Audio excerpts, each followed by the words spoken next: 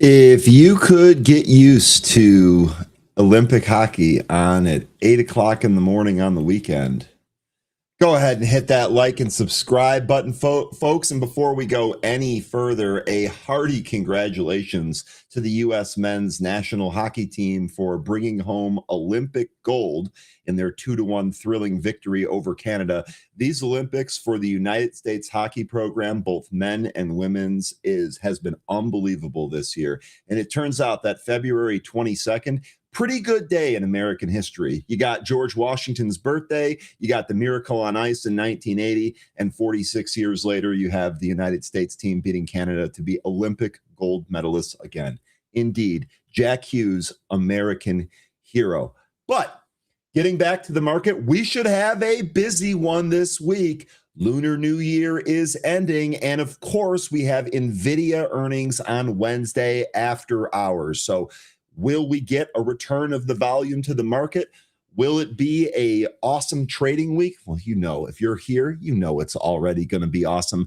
Benzinga's PreMarket Playbook, the Monday edition for February 23rd, 2026, when the U.S., our gold medal champions, begins right now.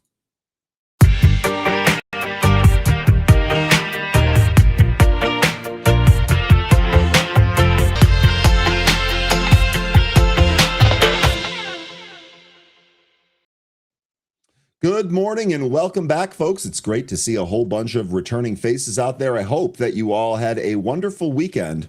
We're back for another episode of Benzinga's PreMarket Playbook, and it is great to see a whole bunch of returning faces out there. Peter is first here today.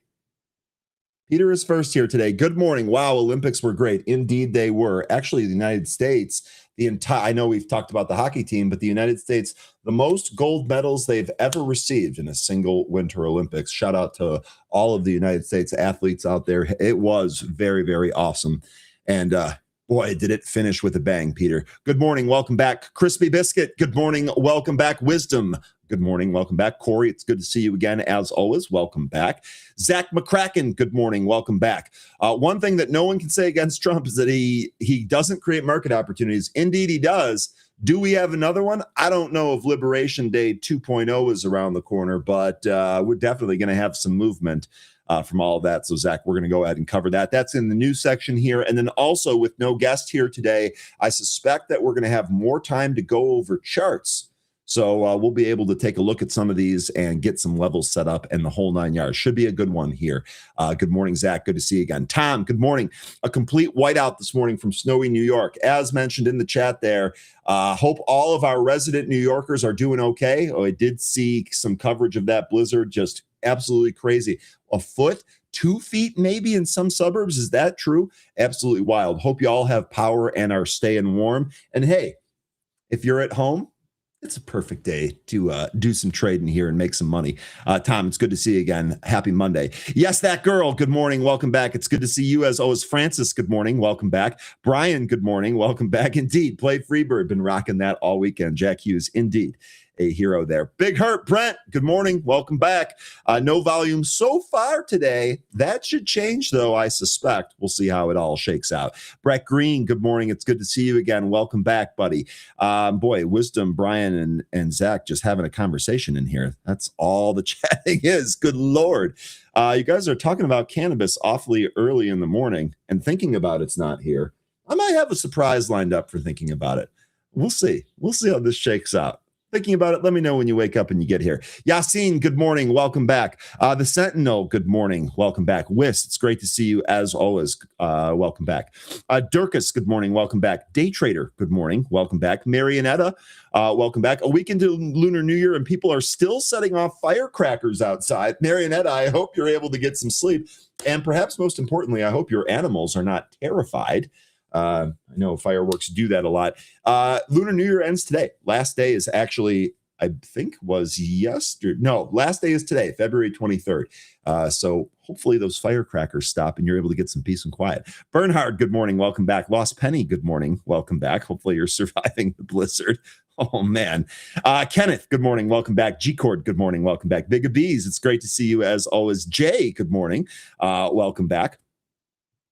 Johnny, good morning. Welcome back. Nick, good morning. Welcome back. Just passing through. Good morning. Welcome back. Hosu, good morning. In Chicago for the summer. They don't, in Chicago in the summer, they don't tan, they thaw.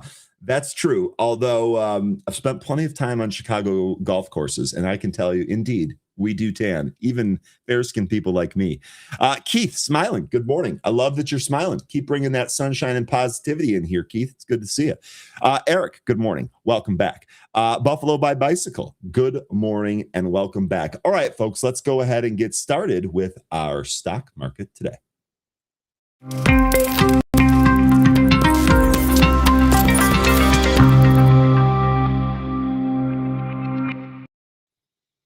All right, futures under pressure here ahead of Monday's open, but notably up off of the overnight and weekend lows on the back of the tariff news here. S&P futures down 0.47%, Dow futures down 0.52%, and the NASDAQ futures down 0.62%.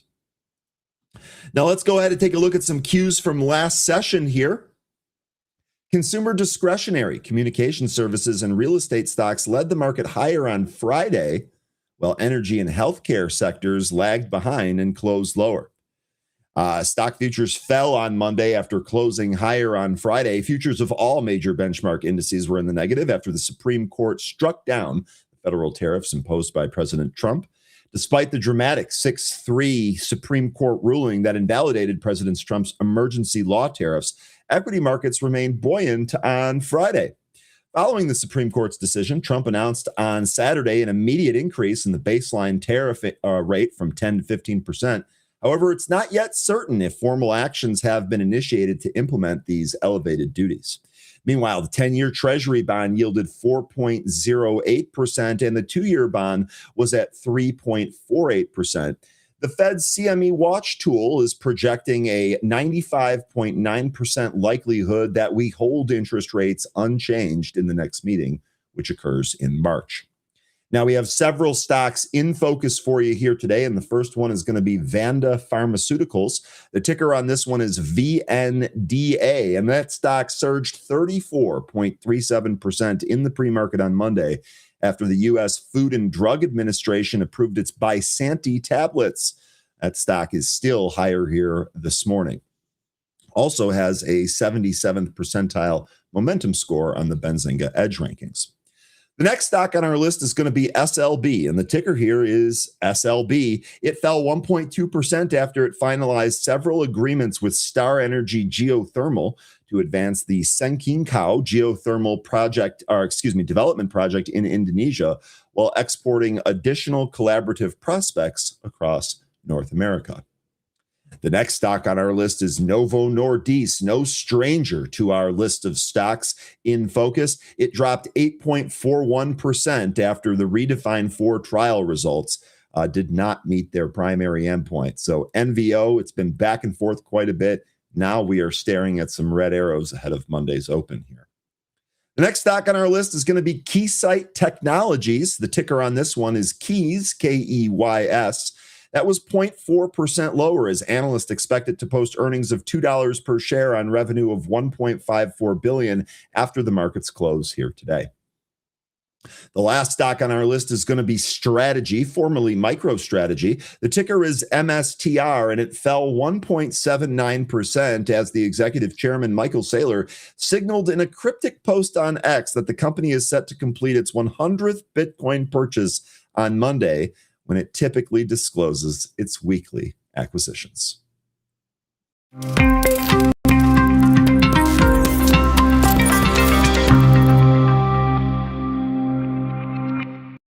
Okay, let's see where we sit here today in terms of the SPY. As mentioned, we are under a little bit of pressure here today.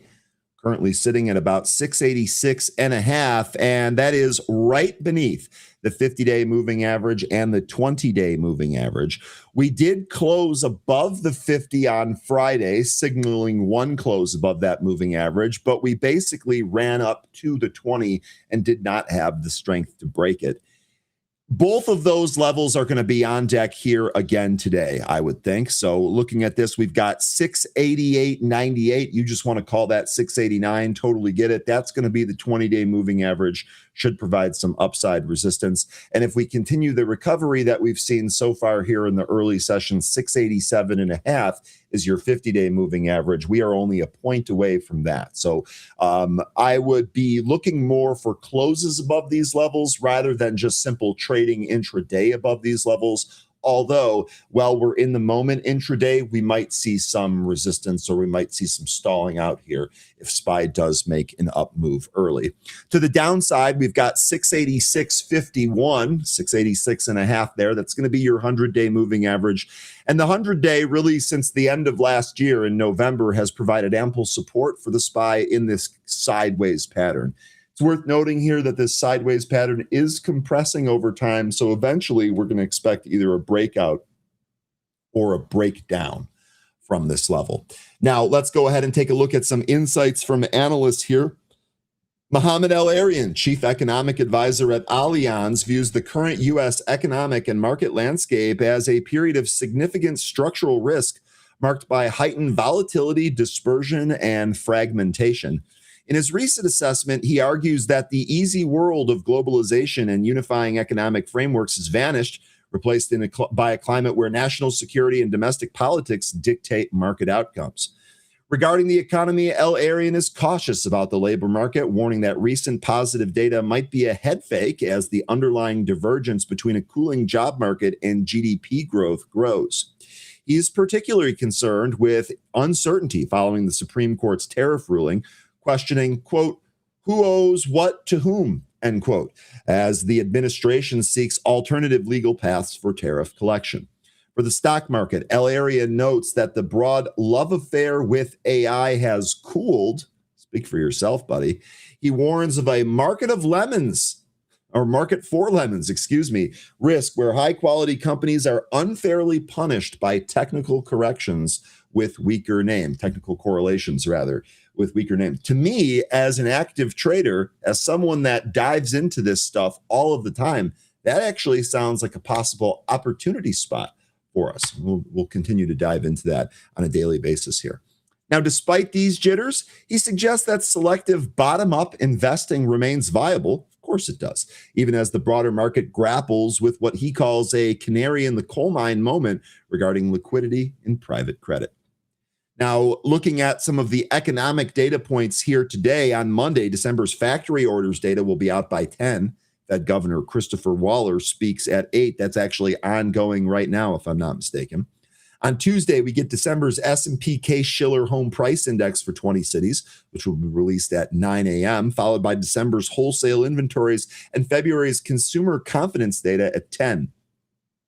A busy morning of Fed speakers includes Chicago's Fed President Austin Goolsbee at 8, Atlanta Fed President Raphael Bostic at 9, Christopher Waller at 9:15, and Fed Governor Lisa Cook at 9:30.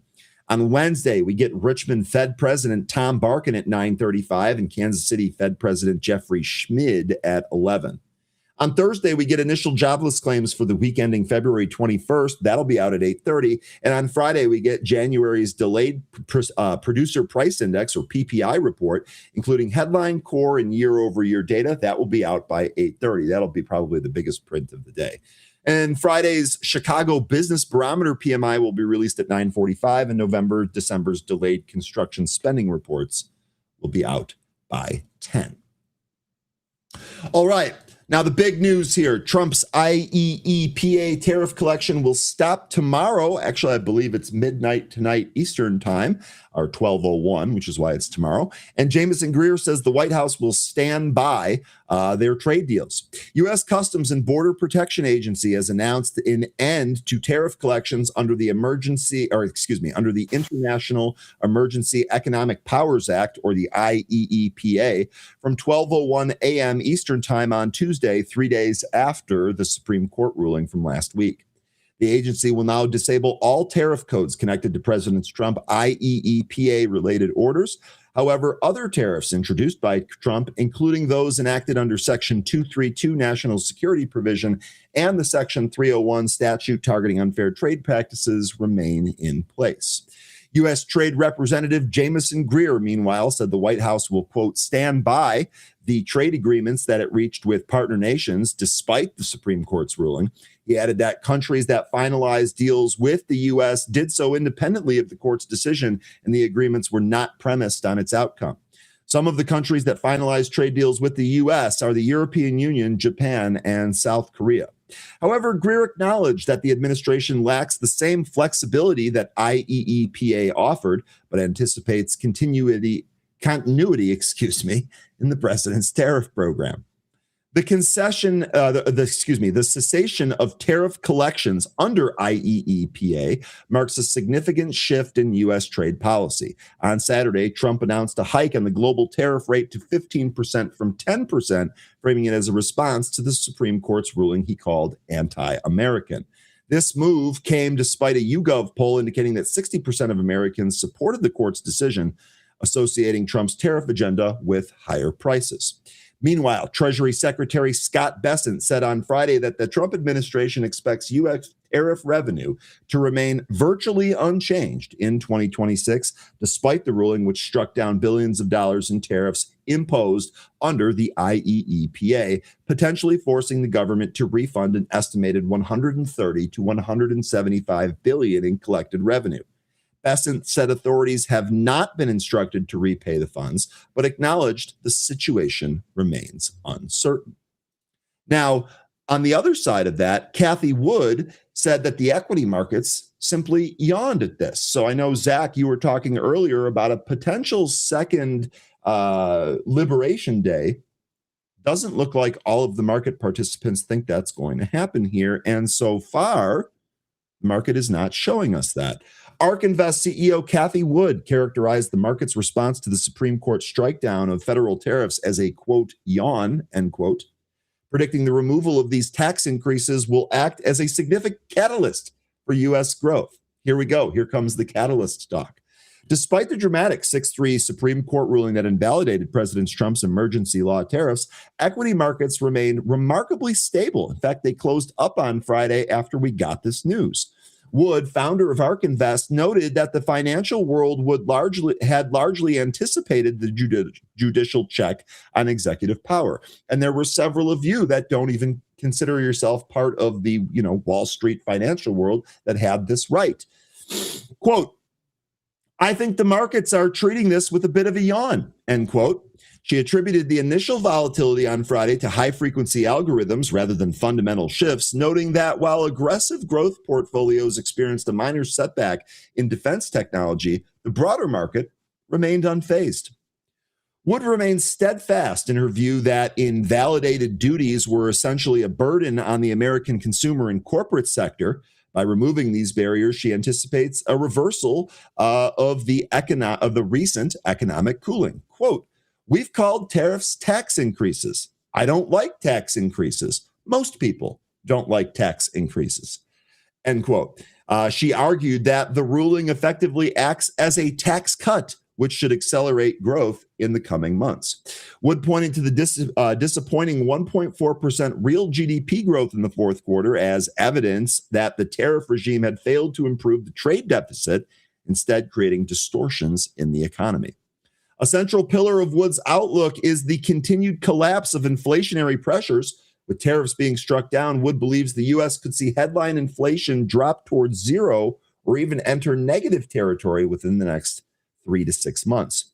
The quote, the true inflation number is lower than 1% now, end quote, Wood claims, citing ARK's internal monitoring of 10,000 consumer prices. She dismissed President Trump's subsequent talk of 10 to 15% across the board tariff tactic to maintain negotiating leverage rather than a looming economic reality. And I think that's the key there, Zach, based on what you were saying. Stay nimble, absolutely. But it looks like not going to be a repeat of what we saw last April. She goes on to say, quote, if anything, with tariffs coming down, this should actually accelerate growth, end quote. As of Friday, the Dow index rose 2.57% year to date, where the S&P was up 0.74% and the NASDAQ was down 1.5%. Okay, now the big weather event that some of you are dealing with right now is that big blizzard in New York. 5,000 flights have been canceled. There are roads closed. The Northeast blizzard puts airlines and delivery firms and energy stocks in the spotlight. So, first of all, I'm curious if any of you are actually dealing with this right now. What's the worst part of it? Is there anything that maybe we don't know from watching the coverage on TV? Let us know. Anyway, there are going to be a number of stocks that respond to this, and I'd be curious if anyone takes a trade on this. In response to a powerful winter storm, major Northeast cities, including New York City, have declared states of emergency and imposed travel bans, triggering widespread flight cancellations and delays across the region.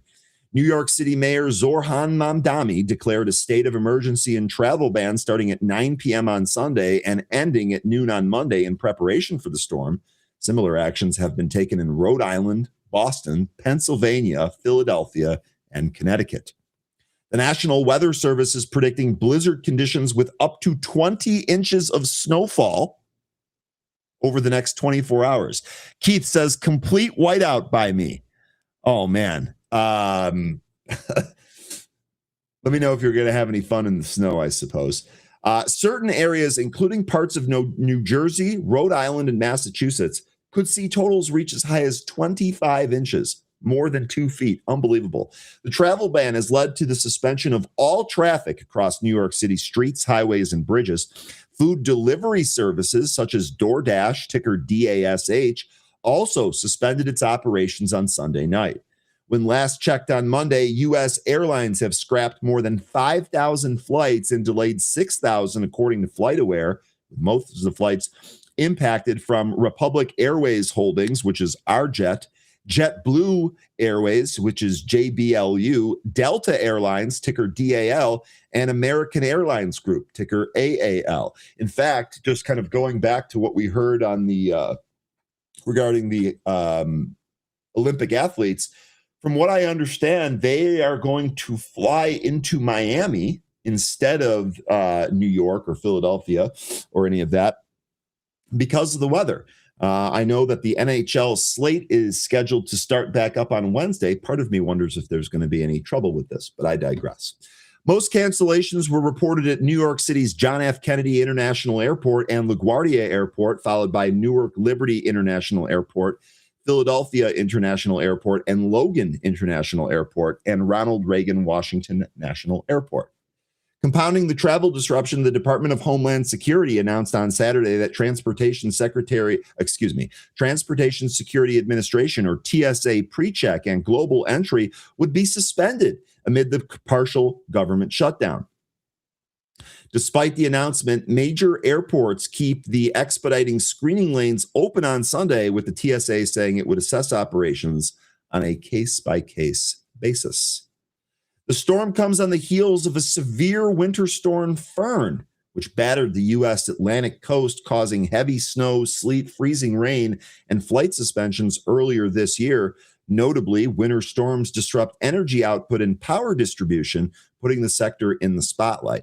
Some of the stocks to watch out for are Energy Transfer, which is one that we've talked about quite a bit in this show here. One OK, which is ticker OKE. Kinder Morgan, I believe that's a Tim Melvin favorite. Enterprise Product Partners, or ticker EPD, and Williams Companies, ticker WMB. So let me know if any of you have a trade on the winter storms. Are you looking to trade airlines, maybe some of these delivery companies, maybe natural gas? Although from what I heard in New York, we are, or I shouldn't say we, I'm not there, but from what I heard in New York, you guys are expecting 40 degrees on Wednesday. So maybe Mother Nature will help you melt some of the snow that's being dumped in a very short amount of time. Okay. Next, we're going to break up the news. We're going to go to a chart, and we're going to talk about ticker NVO, because Novo Nordisk is making news again. Stop me if you've heard this before. First of all, we talked about Novo Nordisk recently, and we talked about how it actually did a fairly decent job carving out what looked like a bottom here. There was a recent pull, very quick recapture, and it actually looked like maybe this would try and trade back up. We had some news involving them suing Hims on the compounding side. We had some positive data from their pill and everything else. And now here today, oh my, we are down almost another 7 points, doing our best to hold on to this 40 handle, down 14.17%. So if we very quickly zoom out here, you can see that we actually have another consolidation level, another 5 points lower than where we're at. So my big question here to the group is, do you think that the sell-off now finally is done in Novo? Almost feels like a little bit of a gamble there. Let's take a look at the news. Novo Nordisk stock is plunging on Monday on disappointing headline data from its Redefine 4, an open label phase 3 trial from the global Redefine clinical trial program.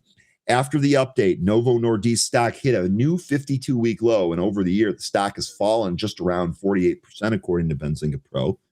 The 809 subject Redefine 4 was an 84-week trial investigating sema, that's a fixed-dose combination of cargillantide 2.4 milligram and semaglutide 2.4 milligram compared to the tirzepatide 15 milligram, both administered once weekly and subcutaneously.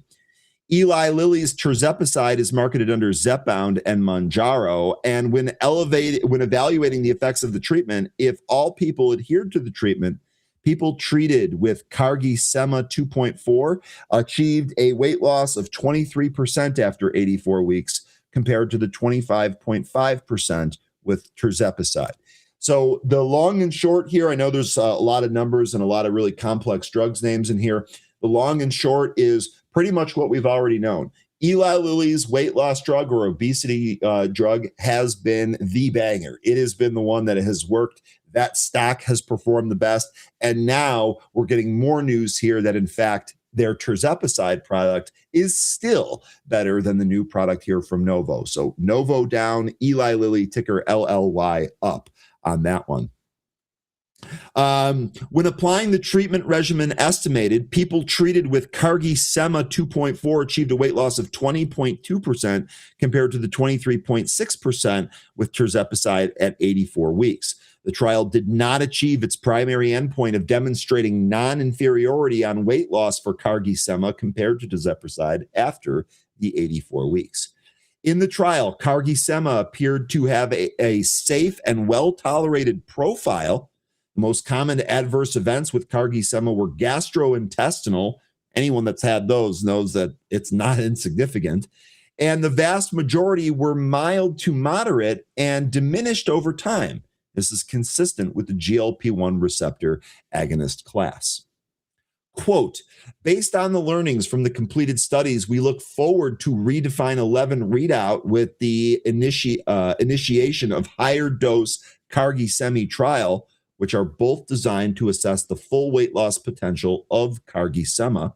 That came from Martin Holst Lang, the Executive Vice President, Research and Development and Chief Scientific Officer over at Novo. Easy for me to say. CargiSema for weight management was submitted to the U.S. Food and Drug Administration in December of 2025 based on the Redefine 1 and Redefine 2 pivotal trials, and an FDA decision is anticipated by late 2026. The Redefine 11 phase 3 trial exploring CargiSema 2.4 milligram full weight loss potential in obesity is expected to report data in the first half of 2027. While initiation of the phase 3 CargiSema higher dose trial is planned for the second half of 2026. So we are expecting some more data on this. It's going to be a little bit. In the meantime, Novo down, where's the bottom? Eli Lilly, where is the resistance area? In fact, last week when we took a look at Eli, I think we had a resistance area there at about 1088. Eli Lilly here this morning at 1043 off a high of about 1055. So it'll be very interesting to see if Eli Lilly goes and attacks that resistance area that we have about 40 points higher than where the current price is. In February, Novo shared headline results from the Reimagine 2 phase 3 trial of CargiSema, demonstrating higher HbA1c reduction and weight loss at week 68 versus semaglutide across all tested doses in the trial. So let me know what you folks think on Novo. Is there a trade here, and what direction is that trade going in? Let me know if anyone takes that. I'd be very curious. Okay. How are we doing on time? Oh, man, we are doing so good on time. We're going to have plenty of time for ticker time here today. Plenty of time. But Michael Burry making some news again here, warning that Microsoft, Google, and Meta are sinister accounting to hide the AI costs and inflate their profits by 20%. You didn't think the AI story was dead, did you? Good. Because famed Big Short investor Michael Burry had issued a scathing warning to Silicon Valley, alleging that tech giants are employing aggressive accounting maneuvers to mask the true costs of the AI infrastructure race. Now, I would just pause here, and I would think back to the episode that we saw as a group here when SMCI had some, let's call it what did he call it here? Aggressive accounting. I guess that's the nice way of putting it. When SMCI dealt with its accounting troubles, look what happened to that stock. I can't help but imagine. Do you think there are some similar moves coming with some of these bigger stalwarts that we've been talking about? You'll have to let me know. Burry, in an X post, targeted a group of big tech companies, including Microsoft, Alphabet, and Meta, accusing them of underestimating depreciation to protect their bottom lines.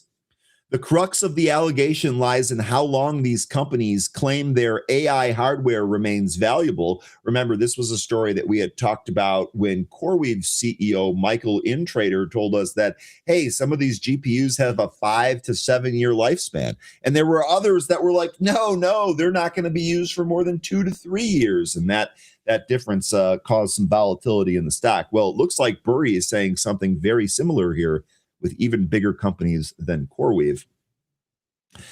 While the industry moves at breakneck speed, Burry argues companies are artificially extending the useful life of chips and servers to keep expense off current income statements. Quote, now you're engaging in accounting tricks to hide expenses to protect earnings, end quote. He went on to say, you will be tortuously adjusting your earnings in a new and sinister ways. Now, if anyone wants Burry's tweets or a link to any of those tweets, the link to this story here is in the chat, and it has all of those tweets embedded. According to the data shared by Burry, the accounting treatment creates a massive disconnect between reported profits and economic reality. Yes, his estimates, suggest across the major hyperscalers, earnings are being overstated by an average of 24%. Now, remember, we've talked about on previous macro minutes as we were going through earnings season that corporate earnings were one of the things that was supposed to bolster the market. And indeed, that's exactly what we had. But now we're getting some concerns here that some of the biggest players in those corporate earnings are actually overstating their earnings. We'll see how this all shakes out. For Meta and Microsoft, the overstatement is estimated to sit comfortably above the 20% mark, not insignificant at all. Burry contends that if these companies used a realistic 2.5-year depreciation cycle for AI chips, their reported profitability would vanish. The warning extends beyond current earnings to the long-term health of corporate balance sheets. Burry highlighted a projected $226 billion cumulative asset overstatement through 2028. He warned that He warned that asset quality is important in the long run, noting that while a $50 billion write-off might seem small against the $3 trillion market cap today, quote, it will loom larger should it come to that, end quote. So some more spooky foreshadowing there regarding some of these AI companies. And I will say, if there's a big kind of sentiment shift among how these companies are viewed, that is going to affect every day that we show up to work here to trade it. It actually should give some opportunity if you're looking for some downside moves as well.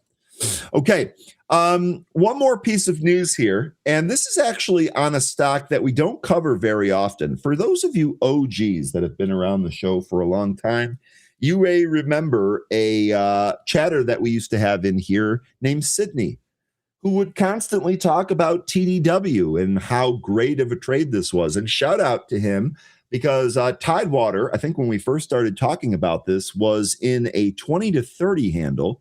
This stock traded above 100 before coming back into 30 again, and now looking like it's going to continue to trade higher here. Really nice looking chart. You can see it's trading above a bunch of these moving averages. We have a really good set of pitched up moving averages right now. It actually looks like we're at kind of a resistance area here, 75 to 80-ish. Ticker is TDW. This is an energy name that we don't often talk about here. Offshore giant, Tidewater deepens its Brazil push with a strategic all-cash acquisition. Tidewater, ticker TDW, announced on Monday a definitive agreement to acquire Wilson Sons Ultra Tug Precipitados. Sorry, my Spanish isn't all that good. And its affiliate, Atlantic Offshore Services, collectively WSUT, for approximately $500 million in cash, including the assumed debt. The purchase will be funded with cash on hand. The board approved this deal, which is expected to close in the second quarter of 2026, subject to regulatory and antitrust approvals, including from Brasilia's CADE, C-A-D-E. Chief Executive Quentin Keen, or Neen, I don't know if the K is silent, stated that the acquisition is intended to expand Tidewater's presence in Brazil, noting that local offshore vessel market is among the largest globally. Keen said, quote, the agreement to acquire WSUT marks yet another important milestone in the continued evolution of Tidewater. The Brazilian offshore vessel market is one of the largest and most compelling in the world, and the addition of WSUT to the Tidewater fleet will enhance our presence in the country. WSUT operates 22 PSVs, 21 of which are in Brazil. The acquisition will boost Tidewater's Brazilian fleet from 6 to 28 vessels and its global fleet to 231, including 213 OSVs and various support vessels. Nearly 90% of WSUT's fleet is built in Brazil, giving Tidewater a leading position in locally built PSVs and across the REB tonnage rights for potential import of international flagged vessels. Tidewater expects the WSUT to generate about $220 million in revenue and a 58% gross margin in the first 12 months post-closing, while adding $14 million in annual expenses. So we're going to add 14 in annual expenses and generate 220 in revenue. Doesn't sound all that bad. WSUT's $441 million contract backlog, much of it at below market rates, offers Tidewater a potential for higher earnings as contracts renew. The deal is expected to boost earnings and cash flow per share in 2026 and 2027. WSUT's $261 million debt provided BNDES and Banco de Brazil. It will be rolled over, offering Tidewater low-cost long-term financing. Net leverage is expected to remain below 1x after closing, and Tidewater held cash and cash equivalents of $428 million as of September 30th, 2025. So they should have no trouble with all of this. They almost have all of that cash on hand as of September.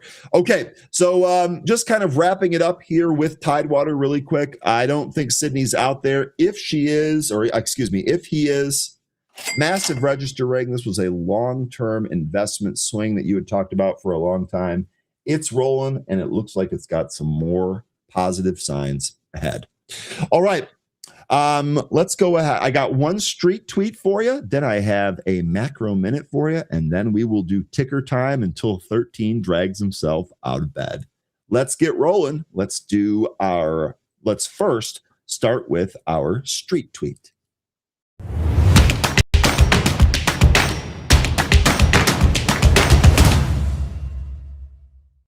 All right. This is it. We kind of already covered it. Both TSA PreCheck and global entry programs will be shut down by the federal government as of 6 a.m. Eastern on Sunday, per the Washington Post. DHS says it's prioritizing the general traveling population after funding the agency lapsed in shutdown. So let me know what you folks think. Does this mean that we have a trade on any of the airlines? What about Clear Secure, ticker YOU? This is a stock that we've talked about a number of times here on the program before. Might that make for a good alongside swing as people maybe do that instead of TSA PreCheck? Who knows? Let me know if you have a trade anywhere on the airlines. I know last time this was probably the biggest thing from the shutdown. Looks like this is going to be closed again. All right, producer, let's go ahead and do our macro minute.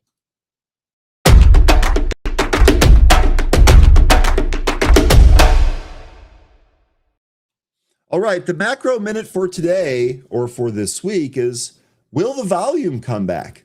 The last several weeks have been very, very low volume here, and a lot of that has to do with the Lunar New Year that ends here this week, actually ends today. So will we see more volume come back to the market? Will NVIDIA's earnings be the catalyst that we need to see more volume come back into the market? Will that be a comment on AI and thus cause more of the AI traders to come back? We've been missing volume. We expect to get it back this week. Will it be Lunar New Year or NVIDIA or a combination of both that bring it back for us? All right. Let's do ticker time. Let's go ahead and throw the chart back up here. We talked about a couple of tickers already. I guess I should start with YOU, since that was right off of the tweet of the TSA being closed. This actually, we've talked about the theme for this a number of times. We've talked about this really kind of being a decent play on that. And we have a chart that is really looking not terrible. We basically have this pretty significant resistance. I want to just call it 39. I actually want to call it 39 to 40 because we had an initial move to try and break this that was very quickly met with selling. We were unable to even really find any support at the 20-day. We tried to find some support at the 50, which lined up with the 100, but that was short-lived. Now it looks like we found some pretty significant support down here at the 200. We've recaptured the 20, and it sure looks like we have the 50-day set in our sights next. That's going to be right up about 35. RSI in no man's land right here, but I'd really be looking for a move up to 40 here. And this 40 level, you can see, pretty important. I would imagine if we can get up to 40 and then close above it and not have a repeat of what we saw here in the middle of December, we have the potential here for a break in structure and a potential multi-day move to the upside. So I definitely want to see how you trades here today. No position right now, but I'll tell you what, a recapture and a close above that 50-day moving average could be pretty important for this stock here. All right, let's take a look at some of the stocks that you folks want to look at. Josu wants to take a look at Broadcom. Oh, that's because it's Jay Harris's other name, right? I keep forgetting about that, Jay Harris. Of course you want to take a look at Broadcom. The sun came up today, so of course that's what we're doing. Broadcom actually still in the same area that it was last week. I think the last time we looked at this, which might have even been Friday, we talked about this really trying to make a move higher, maybe get above that 340, get above that 50-day moving average. We didn't really do a whole lot of anything. In fact, if I zoom in here, you can see we are right at a Fibonacci level. This is the, excuse me, I zoomed in too far there. This is the 0.236 Fibonacci level, and it's right there at about 332, 333. We're currently sitting here at 332.65, or that's where we closed at last week. We're basically right at this area. We are above the 20-day, which is good news. So we're holding on to that right now. We have the 50-day right at that 340. That would absolutely be a level that I'd be looking to take out. But again, we really kind of want this break of structure here, right? We have, going back to middle of December of last year, we have basically a sideways formation, and we see this in a lot of different charts. I think the most notable one is NVIDIA. Really looks like it hasn't done anything since October. We take a look at that in the SPY and the Qs as well. But Broadcom here, really, I think what we're waiting for the next really good trade is going to be a break in structure. And we're basically right at the midpoint there. I don't know, maybe it's going to be the NVIDIA catalyst will start this off. Keep in mind, Broadcom has its earnings scheduled for Wednesday, March 4th, after the market closes. We've seen a number of these other stocks that trade up into their earnings end up getting hit. Some of the stocks that trade down into their earnings end up getting a bit of a pop. Broadcom here, not showing us either one of those. It's just trading sideways here. Now, the caveat that I will say is that I would be quite nervous about this if we were to meaningfully break the 200-day to the downside. The last time we came in here, we pulled beneath it. We ended up closing back above it. The very next day, we tested it again, and that was all she wrote. She traded back up to the 50. We couldn't break that, and we stayed in the range that we've been in. Now we have the 50-day pitching down towards the 200-day. We have this range that we're staying in compressing. Just like we've talked about in some of the broader market here, we're expecting either a breakdown or a breakout from this area, and we're expecting that pretty soon. Now, if we get a breakdown from this area, this is also going to be followed by a death cross, because that 50-day moving average, or the yellow line on my chart here, is eventually going to keep pitching down and plunge beneath the 200-day here. So if we break through the 200 to the downside, and then we get the death cross there, honestly, I could see Broadcom trading down maybe even close to its 500-day moving average. That's 100 points lower than where it's at right now. Now, I'm not saying that's going to happen here. Maybe the NVIDIA earnings cause this to pop a little bit, and maybe they report really good earnings that completely saves the death cross formation from happening. We don't know what's going to happen in the future, so keep this in mind. Broadcom really hasn't done a whole lot. It's just basically been sideways here for most of the last couple of months here. So there you go. Same thing on Broadcom. Really nothing new on that.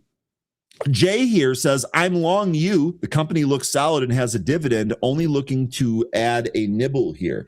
So that's good stuff. So you like that. You like you there. I will say the chart actually looks pretty good. And from all of the people that I've talked to that actually use that service regularly, they have very nice things to say about it. I used it one time because I was really late and I thought I was going to miss my flight. And I was like, oh my God, I got to remember to cancel this so I don't get billed, blah, blah, blah. Service was fine. People were nice. Product was fine. So we'll see if the stock ends up making a good trade. Jay, that's good to know. At least we've got one person here that likes that. Richard says, can we take a look at RXT? Yeah, we can. Generally, we look at a lot of these bigger stocks here in the morning, but RXT, this actually made a really good move last week. And actually, this had a great day from the fair value gap that it put in on Friday. Now, a couple of things here about this. I don't know what it's going to do here today. Who was that? Richard? I can't tell you what it's going to do here today. But as far as the trading last week, let me actually clean this chart up for you a little bit. And we'll review what we were taking a look at. So we had let's go ahead and get our rectangle tool in here. Let me zoom in a little bit. So we actually had this fair value gap right in here. All right. You actually could have maybe raised this here. You can see we basically had the impulse move there. We came right back into the fair value gap. In this case, we did a really good job of holding onto the VWAP as well. And that was something else. I know I've been talking more about fair value gaps recently.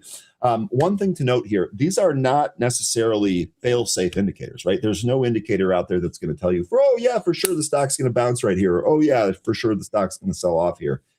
But if you can align some of these areas with other really key things, in this case, we have the VWAP. We're also going to start talking about breaks in structure here. If you take a look, the sideways area that RXT put out in the pre-market, we actually broke that. And all of these areas that led for the really good buy, they all kind of stayed in the same area. Stock traded up, used the VWAP as support again before putting in some new highs. And look where we're at now, Richard.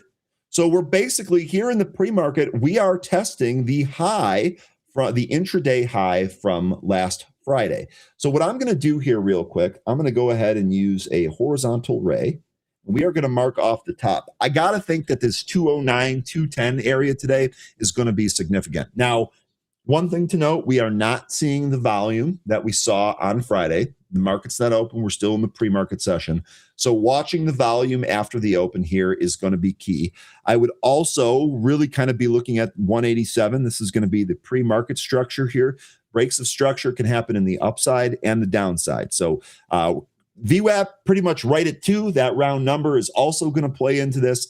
Our first resistance area there, I have it marked off at 209. You want to call it 210. That makes a lot of sense. They do have earnings here in 3 days. That's going to be Thursday before the market opens. And I did not think there was any fresh news on this. No, no fresh news on this. So just the relative volume move, perhaps, from last week. Now, let's go back to the daily chart because we just spent a lot of time talking about the intraday chart there. Let's turn some of our moving averages back on, and let's take a look and see where we're at on the daily. We've moved above the 500. In fact, we've moved above all of these moving averages. I think what we would like to see next for maybe more continuation as opposed to just a retracement of this big move, we want to see several closes above these averages. If we can do that, they should actually act as a little bit more significant support areas in case we do come back in. So I will say here, this RXT move out of penny territory looks pretty good. I can't tell you how long it's going to last, but however you're going to trade this, just keep in mind, earnings in 3 days before the market opens for RXT. Richard, let me know if that was helpful. And if you have anything in terms of like your own trade plan here that you'd like to share with the group, I'd love to hear it. I would love to hear that there. Okay, how are we doing on time here? Oh, man, we are still so good here. Eric, you've got some stocks we're going to take a look at. Giddy up, buddy. Let's go ahead and do that. We'll start with Dell here. This is ticker DELL. Another stock just made an incredible move from Liberation Day. And we've retraced about 40% of that high to low move. Let's actually use our Fibonacci to take a look at that real quick. Let's draw this to right here. This to right here. Oh, look at that. We are basically holding above the 50% retracement level. We're right at the 50-day. So as far as today goes here for Dell, would love to see a reclaim of the 50-day moving average. Now, we have very obviously held on to the support area. I would call that this area, let's call it 110 up to 116. That area there, real thick, real good support. We recently had a death cross on this one. So very much like we were talking about on Broadcom about what might be coming here in the near future, we actually did have a death cross here in Dell. So what I would say is that if we can recapture the 50 and then maybe even the 200 here, we might be able to create enough price action to invalidate that cross.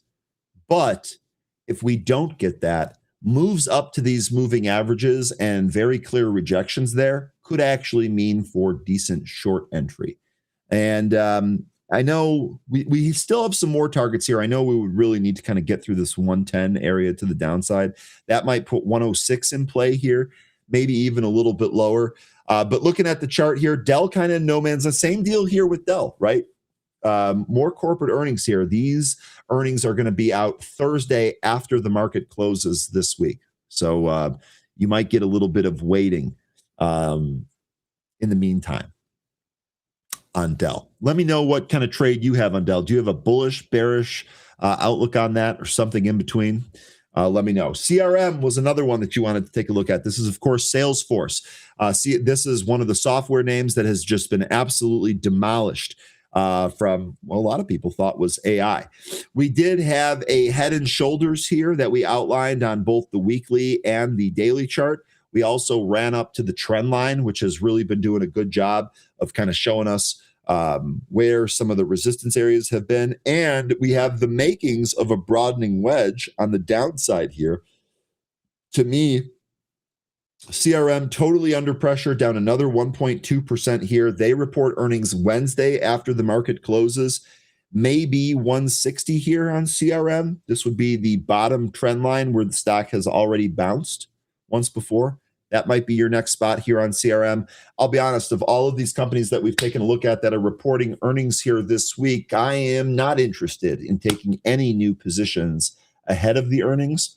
I would wait for the earnings to be past us before we actually take a position on that. But you know what? If you don't want to do that, we might be able to ask Anne Marie tomorrow and see what types of earnings we'd like to play for the print here today, or if it simply just makes more sense to wait out that earnings print. CRM here, don't have the greatest view on this. Eric, my thought would be we really want to test one of those support areas before we turn around.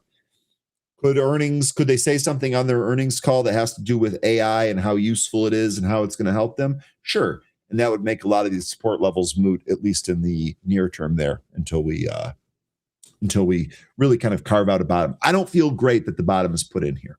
What say you? You tell me. This looks to me like we have some more downside coming here. Datadog was the other one that you suggested. We've taken a look at that recently here. Datadog actually had earnings not long ago, right? What was that day that was?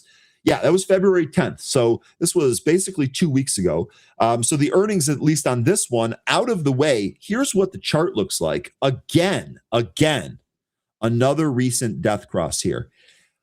Recent death cross. This is in a downside trend on the daily. Let's take a look at some of the other time frames. Downtrend in the 15-minute, downtrend in the hourly. I mean, to me, it sure looks like this wants to kind of probe lower, doesn't it?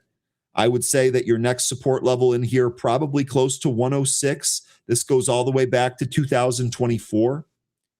Datadog here, I think there's probably some more downside here. I'd be looking at your next levels here on Datadog, 105 to the downside, and then maybe even 82. Although that one might be a little bit tougher. Let's see what we have in terms of a trend line here. Yeah, that would put it at maybe 93. There are your levels, 105, 93, 82. Those are your downside levels there on Datadog. I will say I don't know enough about the products or services here to know how susceptible they are to like a new AI advancement that might make one of their products obsolete, or maybe even make one of their products or services that much better for developers. Those that have more of a development background, y'all should let me know what you think there about the offering. As CRM Dell earnings drop, a dip buy opportunity.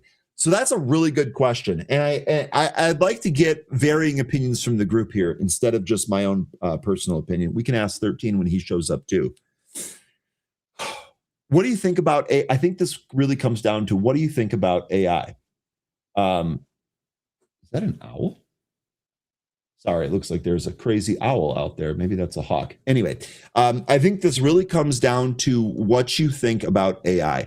If you think that the big phase one, as Tim Melvin called it, for AI is kind of in the past, then maybe some of these names, that are at the forefront of the AI move, maybe they're not going to be in favor, and instead it's kind of the picks and shovels, the infrastructure AI play. But if you think that this move down has really kind of reset some of the valuations here for companies that are quality, say, I don't think CRM is going to close its doors. Same with Datadog because of AI. We've discussed this before. If anything, AI is going to help supplement some of the subscriptions and services and products that these companies have. If you feel as if, this really good company is now a bit cheaper, then yeah, to me, that sure seems like a dip buying opportunity to me. I would have to have a really convicted thesis on that. And I would probably also have kind of a tight stop here. I'm more aligned with Tim at this point, where I think that the best trades on the back of AI are going to be more of the picks and shovel plays. It's one of the reasons I really love energy for 2026. I think there's a lot of stuff, picks and shovels wise, that plays into the AI trade that I think is going to be pretty good. For this one, I'm not in a rush. I'm not in a rush here at all. I would say this, just to kind of give you a verbatim answer. I would say if this stock trades down to this trend line and holds it, whether it's a bounce that looks like this followed by a little bit of consolidation, or maybe even just some flat consolidation around this level, then yes, I would think that probably could be used for another upside trade here. I mean, look what this did the last time. Came in towards 83, bounced, and went to 156. I don't know that you're going to get nearly a double in that kind of short amount of time, but I'd be watching these levels here. Jay, good to see you. Good morning. On software, everyone should read the Citron research report they put out over the weekend. Jay, can you link that? Or producer, could you, if someone can help find that? I don't know if I'm going to have time to go track that down, but let's share that here with the group. I'd love to do that. I'd love to take a look at that. Eric says, God bless Ryan. Thank you. I appreciate it, brother. I think wait and see for now until we have some volume come back in. I don't know which one you're referring to, but that sounds like a reasonable way to approach this, regardless. Okay, folks, let's go ahead and start getting you more insights and more opinions. And oh, look at my producer. Look how good the producer is. God, that's incredible, producer. All right. Ask and you shall receive. This is the Citron report that I believe Jay is referring to. Jay, you tell me if that's the case. Thank you, producer, for looking that up. We went ahead and shared it with the group there. Now, we're going to bring you some more opinion and analysis. We're going to go ahead and do our pre-market pulse. We're going to bring on 13 and see how he's doing. Let's do it.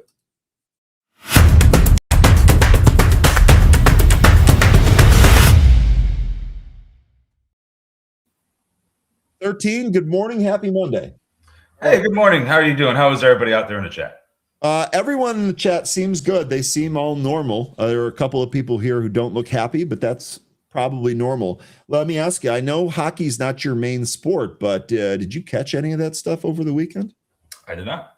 Okay, well, it was awesome, and it missed you, and the U.S. is great. So, all right. I don't know when you joined. I don't know if you heard any of the breakdowns. We were doing ticker time here on some charts that people requested. We finished off with Datadog. I wanted to first ask you, was there anything that you wanted to review or chat? Was there anything that you wanted 13's opinion on some of those charts that we just looked at? And then otherwise, 13, if you're ready to just hammer away at some of these, we can. Sure. Yeah, whatever you guys want to do. I've looked at a few of these today. Got a buyout, got one with no volume. I'm ready to go with the movers. Okay. If you want to look at those first. Let's do that. We'll probably satisfy that list pretty quickly, and then we can go back to some more ticker time here as folks want to take a look at some other stocks. So starting with the movers tool here, the first one at the top of the list is indeed the buyout that you talked about. This is ticker ACLX. This is Arcellx, I think is how it's pronounced. Gilead Science to acquire and a maximum long-term potential of Antiso. So they're paying $115 per share in cash and $5 per share contingent max value right. Stocks at $114.40 here. There's no trade. Nope. Did you have anything that this might affect otherwise? I know sometimes we look at transactions like that and think, what else could be affected by this? Do you have anything on that? I don't. No, just my congratulations to anybody that held it before the buyout. No kidding. Waking up plus 50 points on one of your holdings here. Those are good days. I unfortunately did not have any of this. Okay, now the next one here is Vanda, and this actually does have a catalyst and is moving around in 13. I'd love to get your opinion on this. On Friday, this happened after the market closed on Friday, the FDA approved Vanda Pharmaceuticals Bysanti tablets, a first-line therapy for the acute treatment of manic or mixed episodes associated with bipolar 1 disorder for schizophrenia in adults. So we got positive data there. The stock is holding higher here through the weekend by about 40%. We'll go back to the chart here in a sec. Quick peek at the short interest, 5.66% of the float shorted with 4 days to cover. On average, the stock trades 1.8 million shares. Today, it's done just shy of 7, and the float is about 57 here. Here's a look at Vanda, ticker VNDA. 13, what do you think here on this one? Well, this company has plenty of cash and revenue. They've also got a number of other things that are going through clinical trials. There's quite a few, actually, at least 8, I think. They've got 8 different clinical trials going for various drugs that are in phase 3 right now, and 6 that are in regulatory approval, including the Bysanti one that you just mentioned. That's 2 of those trials that are in regulatory, that just got regulatory approval. So this company's busy. They've got a lot of money and they've got some revenue, but they're still losing cash on a quarterly basis. But their runway is a pretty long one. So I don't think that they have any risk of raising or needing to dilute shares today. It doesn't seem like that's something that they would have to do.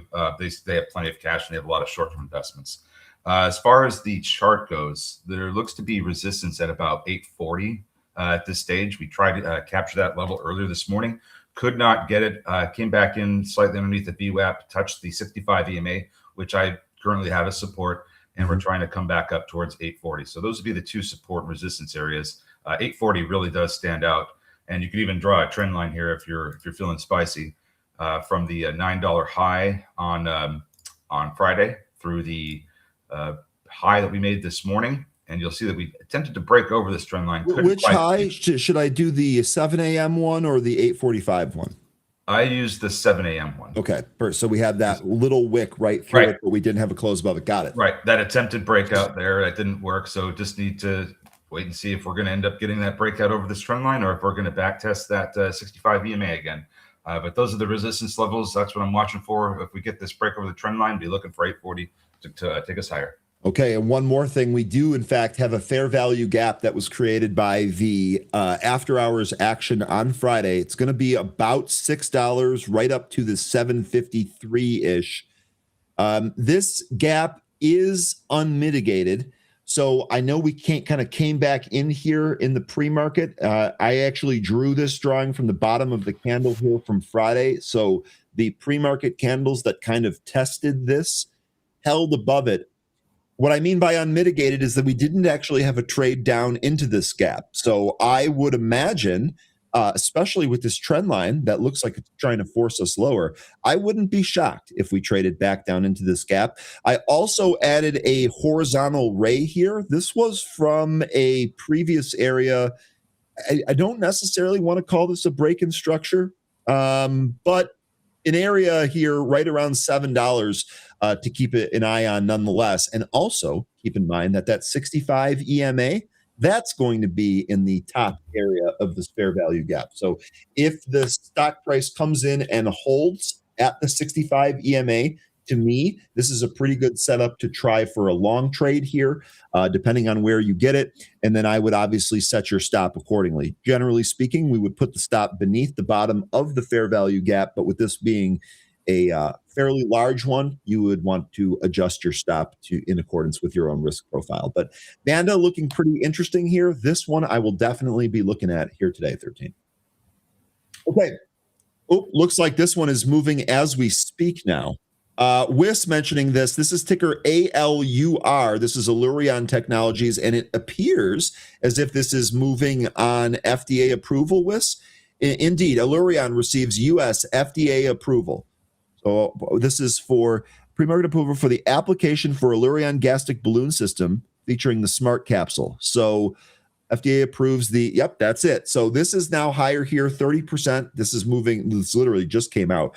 4.8% of the float shorted here with 4.19 days to cover. So although that's not high, still notable. Float on this is 9.2 million. On average, it trades about 100,000 shares. Today, it's done 5.5 million. So that days to cover, you can pretty much throw that out the window. That should be a non-factor here today. ALUR up to 221-ish, it looks like, 222, and it back down. What, you have any thoughts on this one, 13?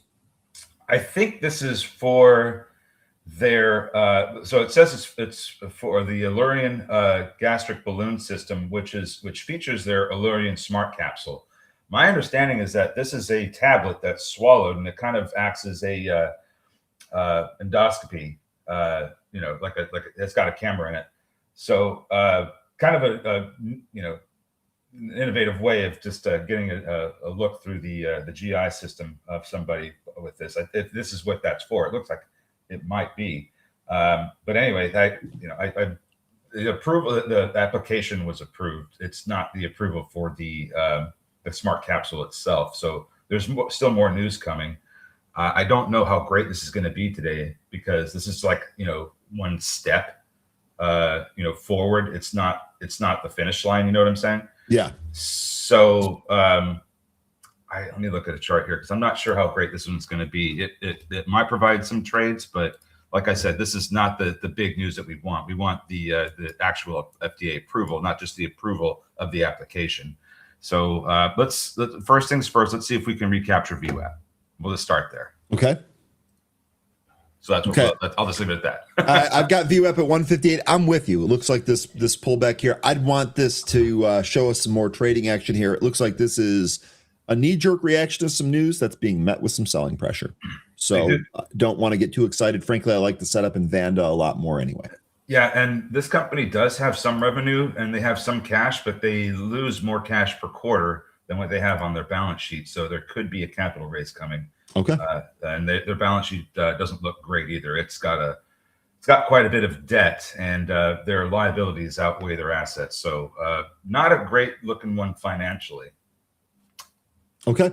Alpha Trade joining us a little late here, I think. Indeed, Novo might be a trade here today. Let me know which direction you're going to trade it. I covered that in the news section of this program already. That is in the chat, that news story there in the chat. Okay, let's go. Let me go back to Pro here real quick. I noticed that we had Getty just kind of show up here. This was a penny stock. I don't know. Did you cover this? Did you look at this at all? I did. Yeah, this what one you got for us. This one received unconditional DOJ approval for their proposed merger with Shutterstock.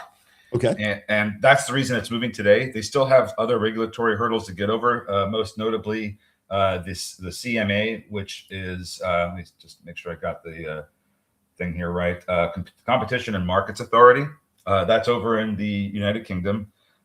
Their deadline for a response is April 19th. So still a little bit more of a rigorous process for them. They're going through. This is part of its phase 2 review.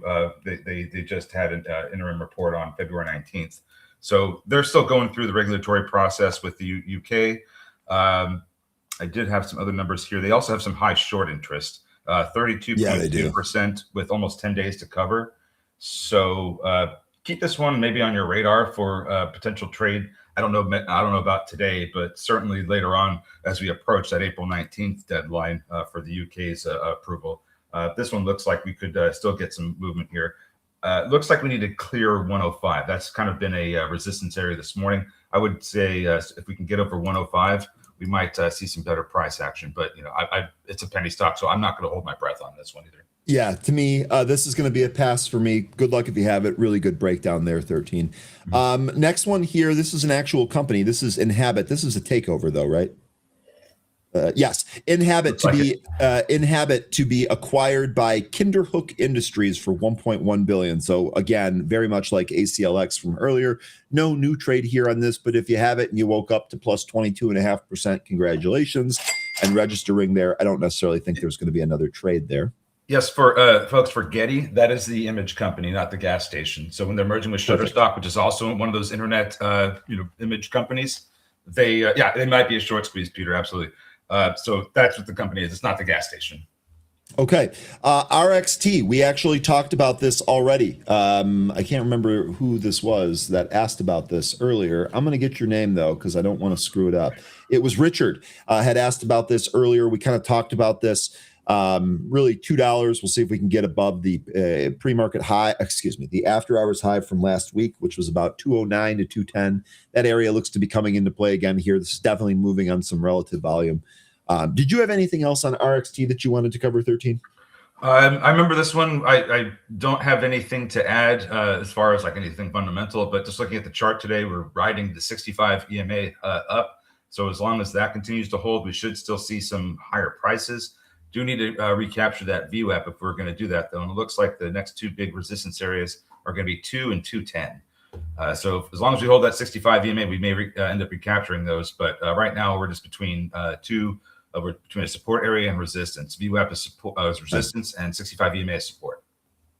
Okay, now the only other one that I saw here on the movers list was VHub. This is VenHub Global. This has had kind of a rough Friday and then kind of a wild after hours here. I didn't check to see what was going on here, but as of this morning, VenHub introduces self-diagnosing robotics to maximize uptime across its smart stores. So this should help its automated robots designing and building autonomous smart stores that operate 24/7 without on-site staff. Each store combines robotic automation, real-time inventory tracking, and mobile-based checkout to provide secure and convenient retail access. So self-diagnosing robots, so less closures. Okay, that's good. But this reaction is kind of what I would expect. This seems kind of like a nothing PR, almost like a fluffy one, to be honest with you. Market here doesn't like this, not rewarding this at all. I'm not sure I like this either. It does need cash, but they did just do a private placement offering of almost $19 million earlier this month. So I don't think they have a dire need for cash, but I don't know how long that's going to last either, because according to their balance sheet, their income statement, they go through it quite a bit. So not sure how great this one's going to be. Just looking at the way it's trading right now, I mean, I wouldn't be surprised if this actually went down to $2 and got support down at that the area it was at on Friday before we closed, right down at 197. So it wouldn't surprise me in the least if we ended up going down there, maybe even lower. Okay, good stuff there on VHub. That's all I had here from the movers. 13, we've got 15 minutes till we open here. We can cover any stock that the chat wants. I'd love for you to give a breakdown on one of these 13 so I can go to the washroom here real quick. Sure. Folks, what stocks do you want to take a look at here that we haven't already looked at? Or 13, I would open it to you if you have something that you want to cover. We can look at that. We can start with that. Yeah. You have anything on your watch list that you're waiting out here today? No. Marionetta wants to take a look at Google if you need some help. We can look at Google. Yeah, I mean, I was just going to mention, I still think that it's worth taking a look at those international ETFs. I think international is going to continue to outperform and across all their different classes. Large caps, mid caps. I think they're all going to do really well this year. So certainly worth it to keep to look and find your favorite one. I've already mentioned several of mine, but let me look here at Google here. Okay, we can do Google and then Nike here. 13, I'll be right back. Okay. So Google, let me just go to the chart here. So we are trying to come back up and recapture this 50-day SMA and the 20-day SMA. It looks like 320 right in that area there where there's some resistance. That is a support and resistance area. On our way up here back in November, we were hitting our head. The price is hitting its head on 320. Got rejected initially, and then finally in January we made our way through. Got support initially, and now we've lost it again. So I think 320 is going to be a support and resistance area that if we recapture again, we're going to want to see that act as support. And it looks like the momentum is starting to swing to the upside. So it's really looking to me like this is getting some really good support from 300. Now, if we do recapture the 50, how high are we going to go? Looks like there's a couple of resistance areas to the upside. Right, it kind of stands out a little bit, but 330 might be one. 340 looks like a better one. That's been a tough price to get over as of January and earlier this month. Only one close above it. So I would say 340 is a really big resistance area if we can recapture 320. But I do like the way this looks for the time being. I'm just a little bit concerned if we can't get back over 330, do we end up coming back in real hard? Do we have a head and shoulders pattern that emerges? That's something I'd be watching out for. If we do get this recapture of 320, how high do we go from there? We need to clear. I think we need to clear and hold above 330 in order to invalidate that pattern. So I'm just kind of speaking on how if we do recapture the 50-day SMA, we're going to need to go up and beyond 330. Otherwise, we could potentially be forming a head and shoulders pattern, and that might look a little bit more apparent on a weekly chart. Yeah, I think that does. Here, let's draw in that potential head and shoulders here. So the neckline would be like 296. And then you have your left shoulder, your head, and then we'd be forming this the right shoulder if we can get a recapture of 320. Okay, and then we also want to draw this trend line here. You said 296 was that neckline? Yeah. Okay, let's go ahead and estimate that here. You can even just do 300 if you want to make it easy on yourself, but I think specifically it's 296. We'll draw this. We'll see how this goes. We'll see how this holds up. Yep. Pretty good stuff on Google. We'll see if it trades into that. Yep. Okay, you want to do Nike next? Okay. That was another suggestion here from the group. I'm Bright Shiva. Okay, so here's Nike. I guess really the question is do you think the bottom is in? If you think the bottom is in, you're probably looking for a long side trade here, maybe against 60, which looks to be a pretty key level. We are under the 50-day. We're under the 50-day. We really want to kind of break above that here. RSI is basically in no man's land. And did we have any? Obviously, the tariff stuff might play into this one, but otherwise, no new news here on Nike.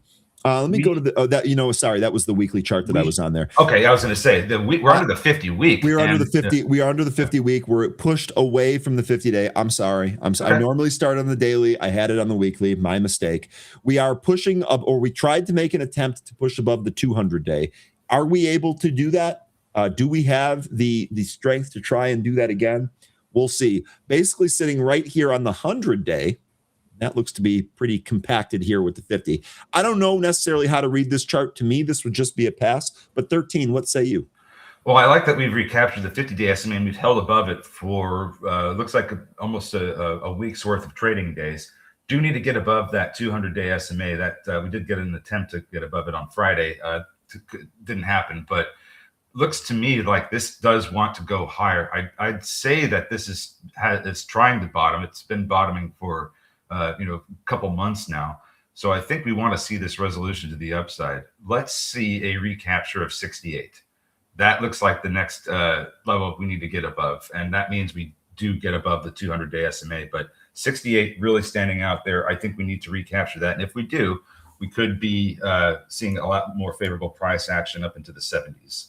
So okay. I think that's what needs to happen here. Got to hold that 50-day SMA. Need to recapture that 200 on our way up to 68.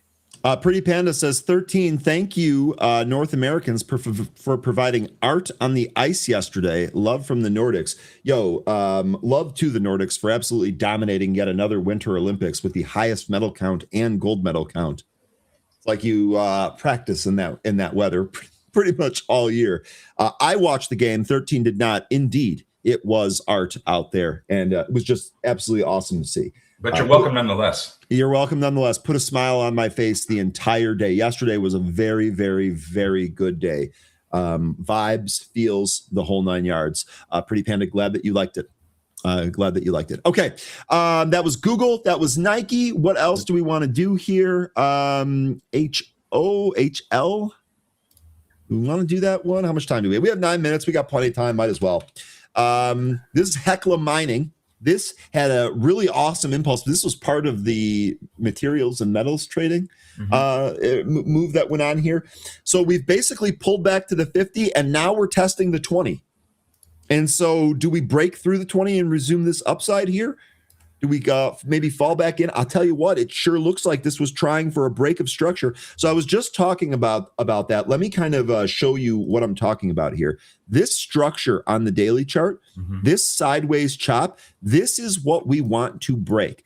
Trading within this range isn't going to yield a whole lot of good opportunity for us, and likely not a whole lot of gain either, as it's only about a 2-point range. But if we're able to break this structure here with the price action, things can change here. We're currently sitting at 24.55, so we are sitting right above this area. We're actually sitting above. Yeah, we are sitting above this structured area. So I would love for the stock to close above this area. That, to me, we have a gap fill up to about 26.5. And then we have this 30 and then highs here, 30 round number level. And then the high here, which I've got at, I beg your pardon, high here, 34.17. So these are some of the levels that I'd be looking at. A break of structure here and a close above this would be quite bullish for ticker HL. 13, what do you think? Recapturing the 20-day SMA is a good start, and so is this sideways price action. $25 stands out to me as the level we need to get back above. That was support when we were coming down, but only for 1 day, and then we lost it, could not recapture it. I think that rejection, trying to recapture it, kind of speaks louder to how $25 is the big resistance level to get over. As I cycled through the different time frames, like going from daily to weekly to monthly, start to see different things. So looking on a weekly, this is a little bit more of a concerning pattern. We do need to get back above the $25 mark, in my opinion, with this one. Otherwise, we could end up with a bearish resolution of this pattern here. Don't want to see us lose the 20-week SMA. So that's going to be down just underneath $20. So I think as long as we can, get over that $25 mark, we should be okay. Looking at the monthly, though, this looks like this thing has gone nowhere but up, and it looks like it's going to continue on that trajectory. Just nothing but green candles since August in this one. So this may continue. Now it's very extended on the monthly, so I'm also not going to be surprised if this comes back in. But you have I think a catalyst coming up here with this Trump-Xi meeting that could put the mining stocks and minerals play back on. It really just depends on how that goes. Okay. So it's if especially with the SCOTUS ruling on tariffs, that could start to cause some problems for the Trump administration with the different trade deals that they've made. But if we do end up having to come back to the negotiating table with China over minerals, that could be before or after this Trump-Xi meeting in April, or it could be it could be even sooner than that if we have to renegotiate all these trade deals in light of the SCOTUS ruling. Okay, there you go. HL, where is the next spot going to be? We'll see. Let us know. Got to get over 25. How you're trading it. Yep. Let us know how you're trading it. Okay. HL. Lion suggested EEM. I don't know if he suggested it or just simply mentioned that it was ripping higher here. Indeed, this is the emerging market fund. There you go. You've been on this trade for a long time. This thing has been absolutely awesome since Liberation Day. I mean, up 50+%, more than that, right? Was this a 38 handle? So this thing is up quite a bit, more than 50% here since Liberation Day. It's basically been riding the 20-day. Looks like it's trying to push to new highs here on EEM. What do you think on this one? Lion, I'm assuming based on you bringing this up that this is a long and strong for you and you're looking for some continuation. 13, what do you think here on EEM? This isn't the one of the emerging market ETFs that I'm in, but hey, this is great nonetheless, because as long as you have some exposure, I think you're doing pretty good. Now, one thing that stands out to me with this chart, and I think you could see it across different time frames. I think it's weekly might be the easiest here. There's a little bit of a trend line we can draw that might give us an idea of where the current price trajectory is headed for. And I think it may end up going to $68 to $70 just based on this trend line that I've got here. So if you start with February of 2018, draw through the high of February 2021, we've got a trend line here that might indicate where this price goes. There you go. Gotcha. February, and here comes February. Gotcha. So I don't know that we'll get all the way up there by the end of this February, but this just looks like this is the path that the price is on right now. I'll tell you what, I mean, by the end of this, that would be a humongous move. That'd be a 6-point move here this week. That would be big for EEM if it moves all the way up there. But nonetheless, really good spot there on the trend line. Good breakdown. Okay, how much time do we have? 3 minutes.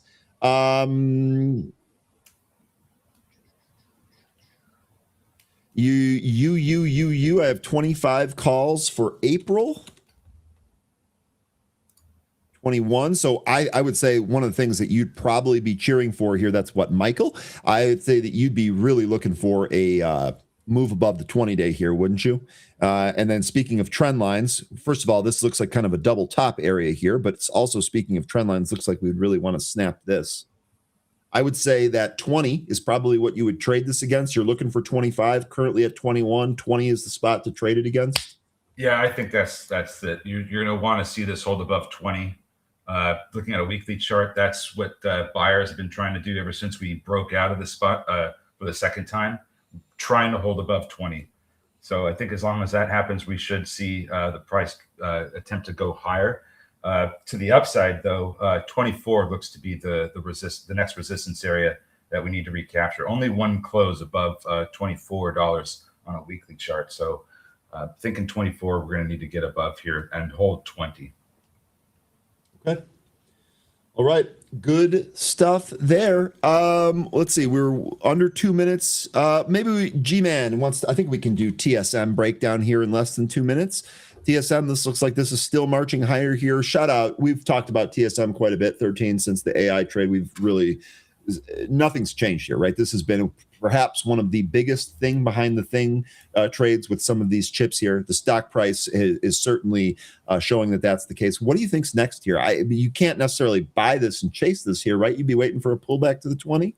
Well, I mean, it's nice to see that it's finally getting the valuation it deserves, even though I think it's still should probably be valued higher because it's still at this price, it's still under $2 trillion market cap. So, you figure that one out, how some of these other names are actually that rely on this company for their chips are able to have twice that amount of market cap. But anyway, this one, I kind of get the sense that this staircase that it's been taking up might have reached a plateau. If I'm wrong about that, let's see it get back over and hold 375. Okay, we're open. All right, there you go. I'll just leave it at that. We are open. Let's see what we get here. So far, not a whole lot.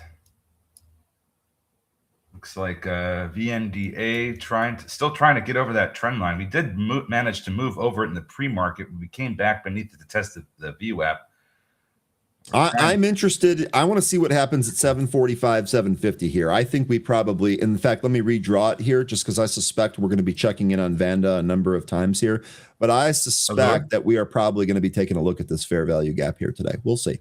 ALUR is trying to push higher. It's struggling with the VWAP right now. Might turn around here. VHub, that continues lower. Yeah, I think that VHub would, like I said, it wouldn't surprise me if that one goes to 2.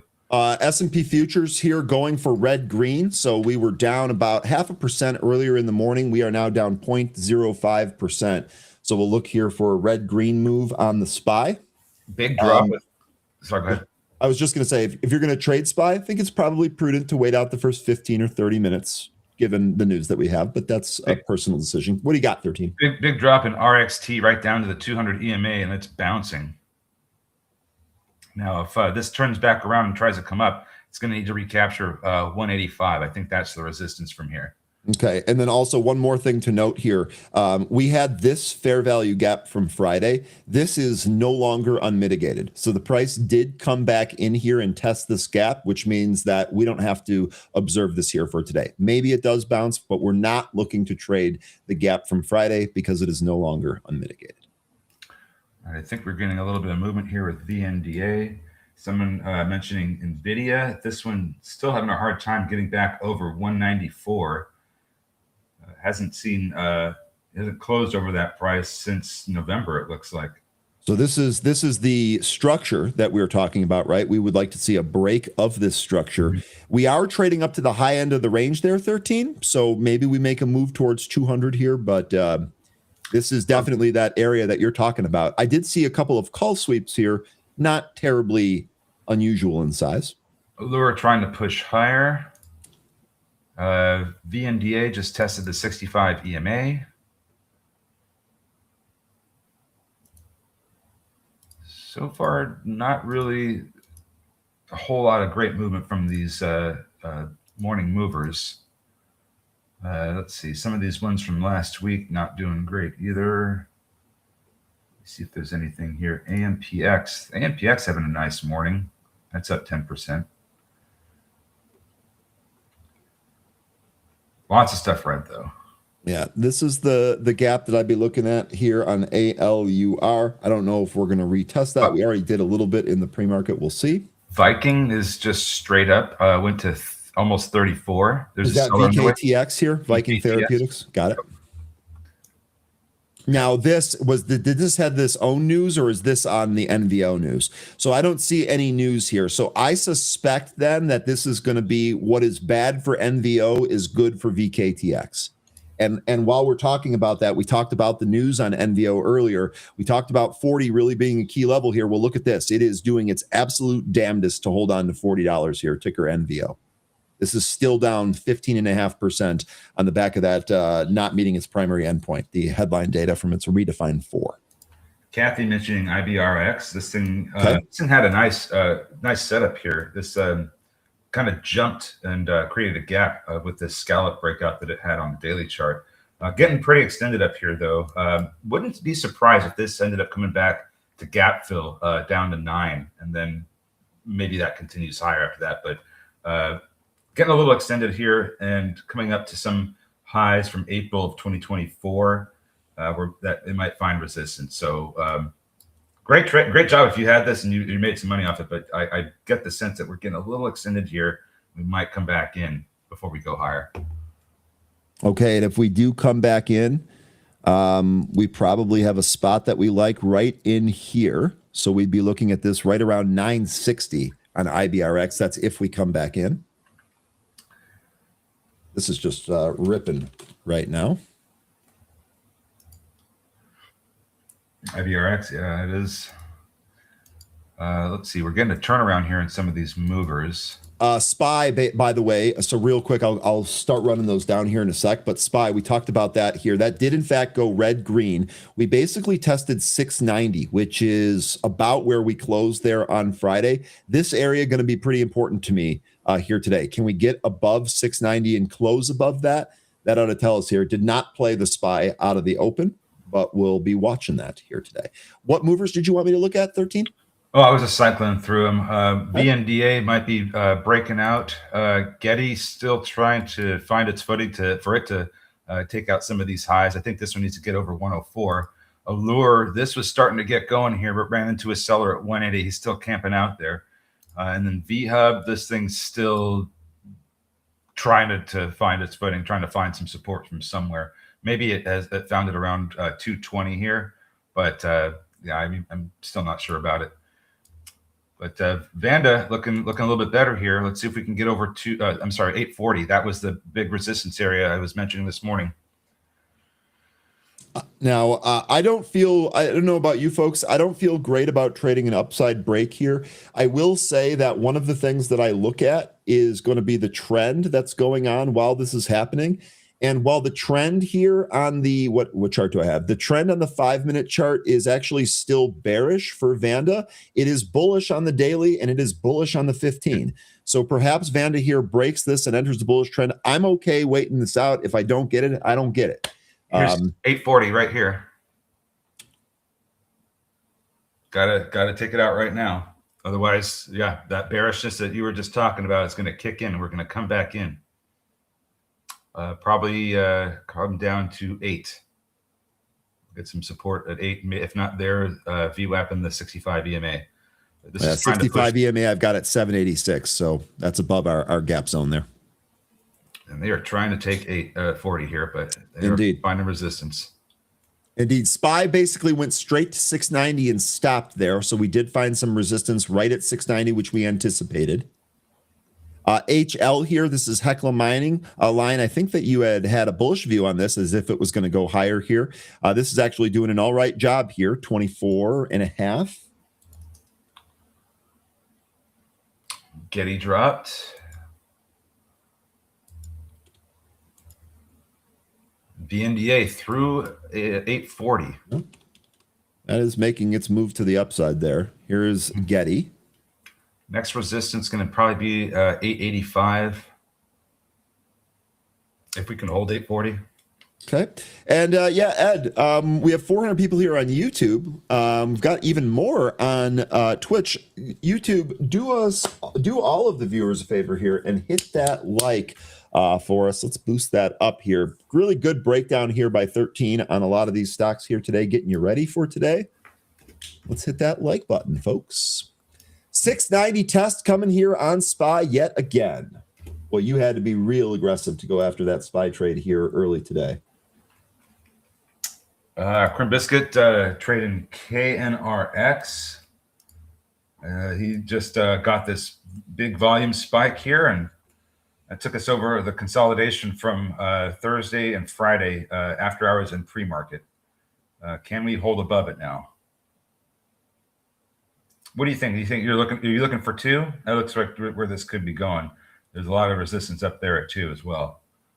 Great job. Good stuff there, KNRX. Let's see, IBRX. This was Kathy, right? It was on this one. Boy, that just kept going there. Not bad at all. NVO. So we've held 40 so far.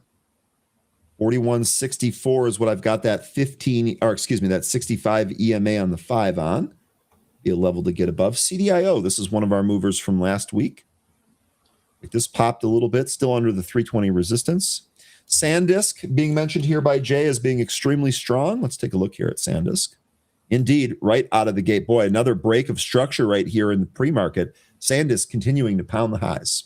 It's not up a whole lot, but Open Door got a nice move up to 539. It's found some resistance. It's coming back in a little bit, but that 535 area looks to be some pretty stiff resistance from Friday and Thursday.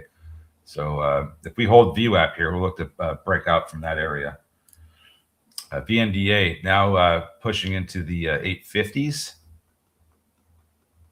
Nice little break of structure there in the pre-market as well. Yeah, this is probably one of the better movers that we're seeing here this morning. We got to hold 840 though if we're going to go higher.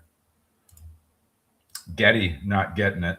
This coming down to the 65 EMA. This one still has, UK CMA approval to go through for their merger with Shutterstock, but they got the DOJ approval today. Oh, I just saw RXT on the scanner. That was one of our movers from last week. Okay. So this is coming in. Let's see if 160 could be a support area there for RXT. I'd be careful with that.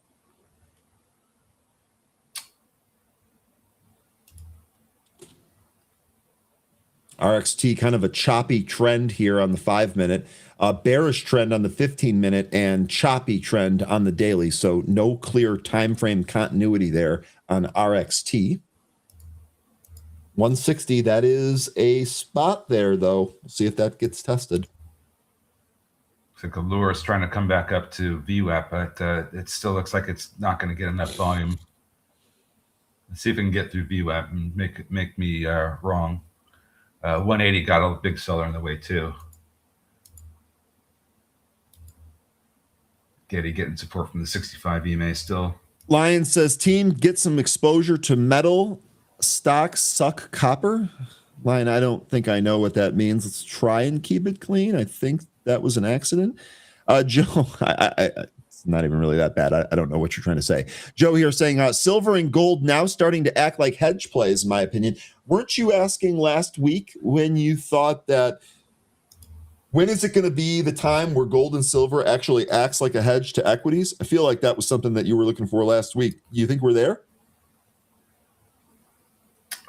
VMDA continues to climb, looking for 9.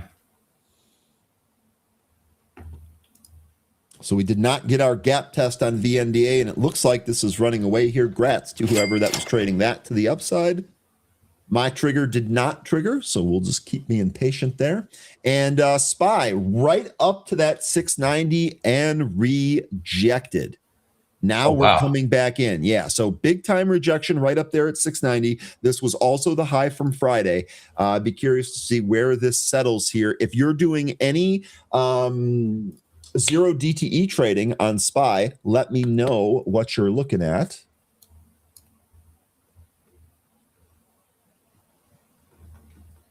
So we are struggling with the October highs, trying to get back. Because on October 29th, which was, we know that day from when funds and institutions were selling, that hit a high of 689.70. And that has been the spot for the past week or so where we have not been able to get it back above. So if we continue to get rejected there, I think we're going to turn around and head lower. Do you think that we're done with 690 for the day? Do you think might there be a situation where we trade back up and test 690 here today? Well, I don't know what news is going to do it. Yeah. I'm just wondering. Just wondering. RXT pulling back towards 160. Lion mentioning Hood is getting smashed here. Let me ask you, Lion, you're bullish on Hood long term, right? And correct me if I'm wrong, but you're more bullish on Hood than you are on something like Bull, right?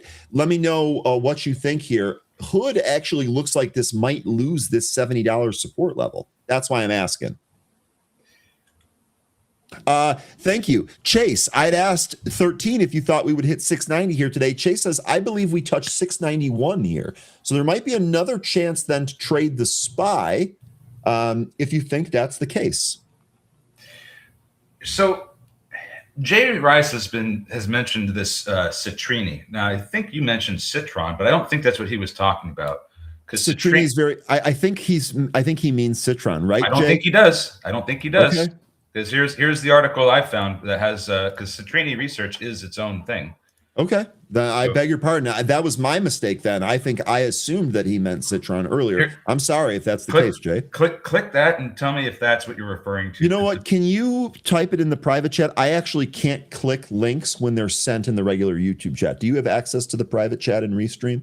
I do. Can you just toss it in there? So no, 13 is right. Okay, perfect, 13. Thank you very much. Here is that article that 13 just gave you. I can share this here. But this says Citron Research. That's not my link. Oh, geez. Well, come on, Ryan. You got to get it together here. What are you doing? Oh, now I've gone ahead. Here it is. That's my 13. Well, you got to get me under control here today. I'm clearly the one screwing it up. Here's the research report that 13 is sharing. Jay, I'm sorry for making a mess of this. That was not my intention. Yeah, this one, not so much of a rosy picture, according to the headline there. Thanks for sharing, though, Jay. This is exactly the type of stuff. Lion, let me know. I'm watching it for a possible bottom. Okay, so yes. So thank you, Lion, for answering the question. Yes, you're looking to buy Hood. When you say you're looking for a possible bottom, do you have levels in mind, or are you basically just looking at the price action there? SPY continuing to come in here, by the way. Let's see if there's anything else. Let me take a look around. JJ, that's a great question. Let me find that for you while Ryan does that. A dumb level for Vanda? What did Vanda end up doing? Should I put that up here while I'm looking around? Look at this. It stopped basically near the net. So we talked about this was the after hours high from last week. I mean, there could be a dumb level around 10.15. That seems reasonable enough to reach. If there's going to be a dumb level that I think is particularly stupid for us to reach today, maybe 1770. Although I think a more realistic target would be 1330. But the 1015, that's the 200 month EMA, and I don't have any other EMAs above that, so I'm just using levels. And looks to me like 1330 and 1770 are the next big levels above those EMAs. So okay, hopefully those are some dumb enough levels for you. I mean, 13 from here, that would be a pretty good move. That's like a 4-point move there. AA says, I love how you genuinely apologize when you make a mistake. That shows good character. I appreciate that. Look, I make many mistakes, and I'm sure that I will. And I know that, people are in here. It's active. If I make a mistake on something, I very quickly want to correct it. That's just kind of how it goes. SPY maybe turning around here. Look at NAMM from last week. This is Materials. This is up 13.5%, approaching the pre-market highs of 376. This one having a good morning here. SPY's trying to bounce here, but honestly, I don't think that I believe it. I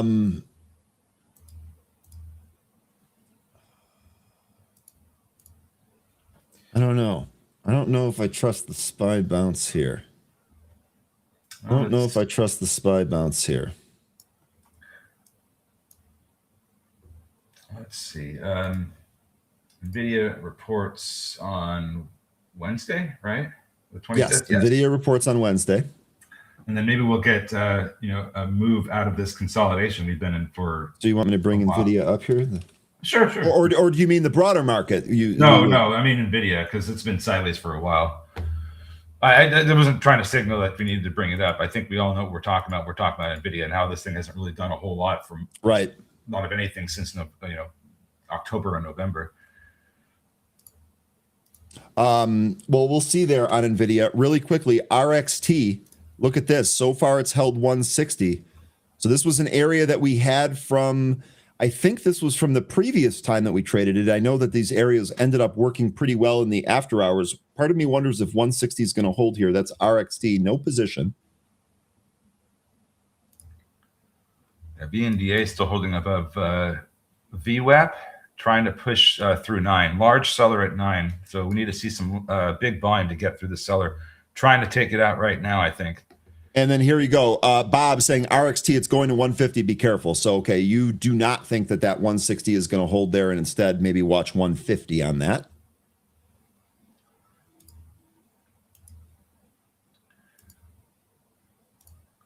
All right, looks like NAM hit 372 and backed off dramatically. That's NAMM.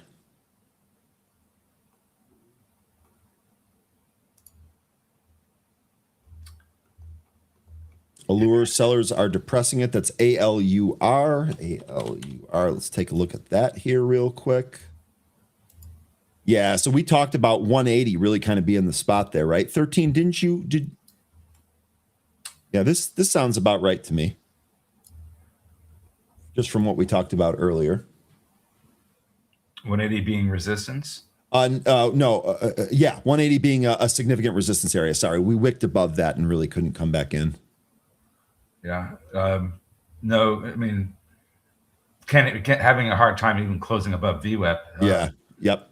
Momentum looks like it's about to, roll over and come in some more. If this comes back down, going to want to see support around 135. All right. SPY here. Maybe we're trying to bounce now. So let me know. Let me ask you guys a hypothetical. If we were able to recapture VWAP here, which I have at 688 and a quarter on SPY, does that look all right? Okay, SPY putting in a reversal candle here, interestingly enough. So watch that 689.70. You could even go 690 if you want to make it easy. 690, that was the resistance area from from Friday. We went right up to that level and backed off, could not capture it. We did the same thing this morning, went right up to that 690 level. If you just look at it, you got to back out a little bit more and you can see it. But still stay on the 5? Yeah. Okay. There it is. See it there? Hit Right up here? Hit 690 on Friday, backed off, couldn't capture it. So here we are trying again.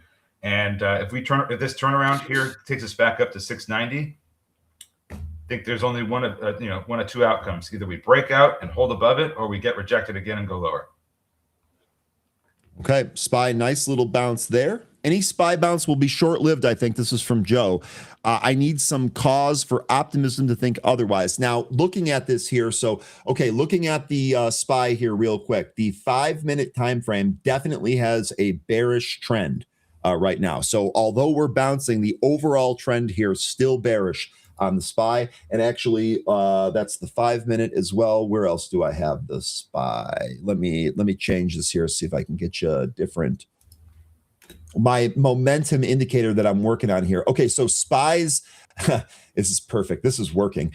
SPY's trend right now on the daily is choppy, and we actually covered that ad nauseum here this morning. So also bearish trend there on the 5-minute. SPY looks like that bounce not going to hold here. Yeah, retro. I kind of feel that way too. That's pretty much the whole market just waiting for the Nvidia earnings. Is this going to? Because I think this is going to be the bellwether of whether or not this is going to turn the whole AI trade around, or if it's going to continue with this downside that we're getting. KNRX action. Wow. So it looks like KNRX. The action here that's interesting is that this held Friday's low at 120 and is bouncing here. Now, I didn't take that. I don't know if you guys are going to take that. IGV broke some key support. Good morning, Yona. That's the ETF for software that we have been trading quite a bit recently. Oh, man. Indeed. So let me ask you then. We're basically sitting right here, right? So 76. So we're currently at 77.60. You'd be looking for maybe a 75 break on IGV for more downside? Or do you think it bounces from here? Let me know, Yona. RXT so far is bouncing. I did not play this one myself, but so far 160 is holding up there. Tiny Pie, good to see you. Adobe continuing its trip to the year-end target of 100. That would represent a gigantic pullback here. That's Adobe, and look at that. Indeed, this thing pulling hard. Yeah, and sorry, Bob, you've mentioned this a number of times. I think I forgot to mention it earlier. RXT, that has earnings on Friday. Thank you, Bob. And I'm sorry if I didn't mention that earlier today. Big hurt. Did you get paid on VNDA? That broke 90 and came back in. Actually, it's above 90 again, and we're still climbing. So, man, VNDA, best one. Yeah, this was your mover of the day. And look, it never got to my fair value gap area that we were kind of looking for. I was actually more looking for 7.25 here. Never got there. So no trade for me on this one. That's okay. Now we are running into or coming up to some resistance here from the daily chart. December 31st, 960 was the high. So if we come up into that territory, we might find some sellers again. Is thinking about it here today. Thinking about it. Are you out there? I developed a t-shirt idea just for you, and I wanted to see if you liked it. 13, I sent it to you too. I didn't get an opinion back from you. Oh, I think I saw it, and I just was in the middle of something. I forgot to respond. It's okay. I'm not offended. Okay. What was the context with that shirt? Also, VNDA has a lot of resistance from the 950 to and up from all this price action in 2022 toward the back half of the year. So there's some resistance to keep an eye on with VNDA. Sorry, go ahead. Oh, I wasn't saying anything. What did I use for the 1.8 resistance in the lure? Let me go back. It was probably just just eyeing. You want me to bring that up here? Sure. ALUR. Yeah, it was probably just me eyeing some of the support and resistance levels. Let me pull this back up here. I thought I had it on my list. All right, let me just pull it up. Tesla at the lows, Netflix at the lows, back down to 75. Sorry, 13. No worries.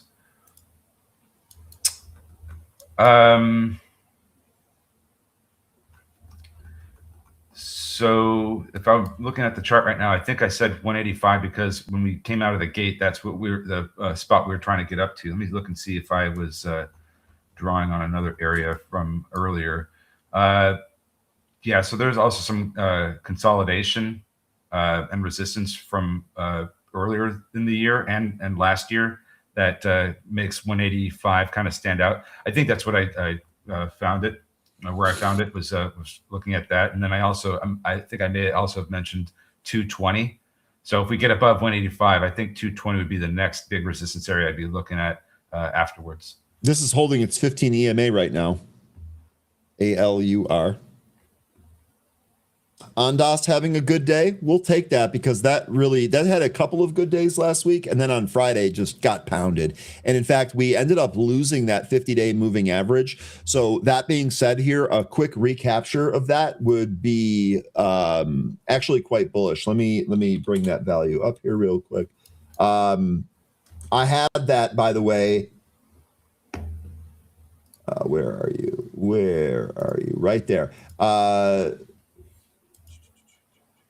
1059, your value for Ondas. If we can close above that, that would be great. If we get rejected at that 50, you might even be able to expect some more downside tomorrow.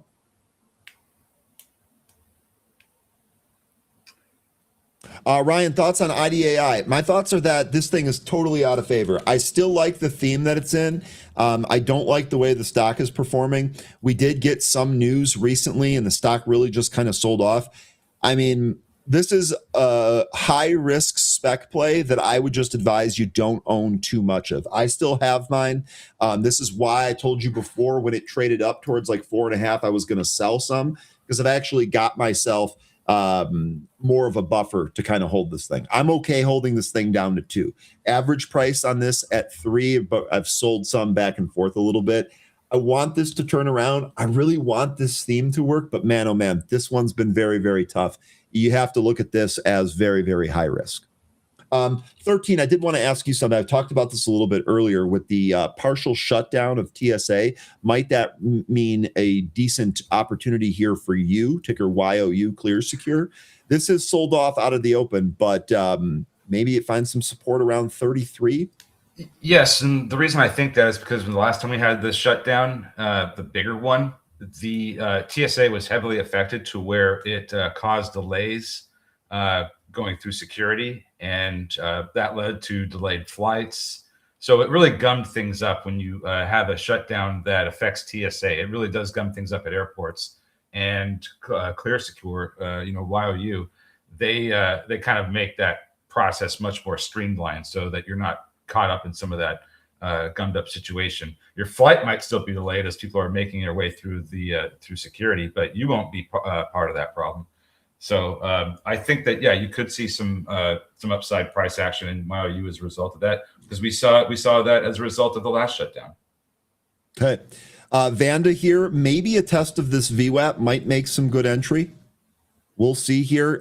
Your trend on the 5-minute for Vanda is bullish, but it's a very, very low confidence level. It's kind of flipping back and forth. Your trend on the 15-minute is bullish, again with low confidence, but your trend on the daily chart is bullish, and that has better confidence. So some of the shorter term timeframes here, a little bit less bullish trend, but overall in the longer timeframes, we're still maintaining our bullish trend. That's VNDA, Vanda Pharmaceuticals. Hans sold most of SanDisk at 680 or 690, excuse me. Nice. Good job there, Hans.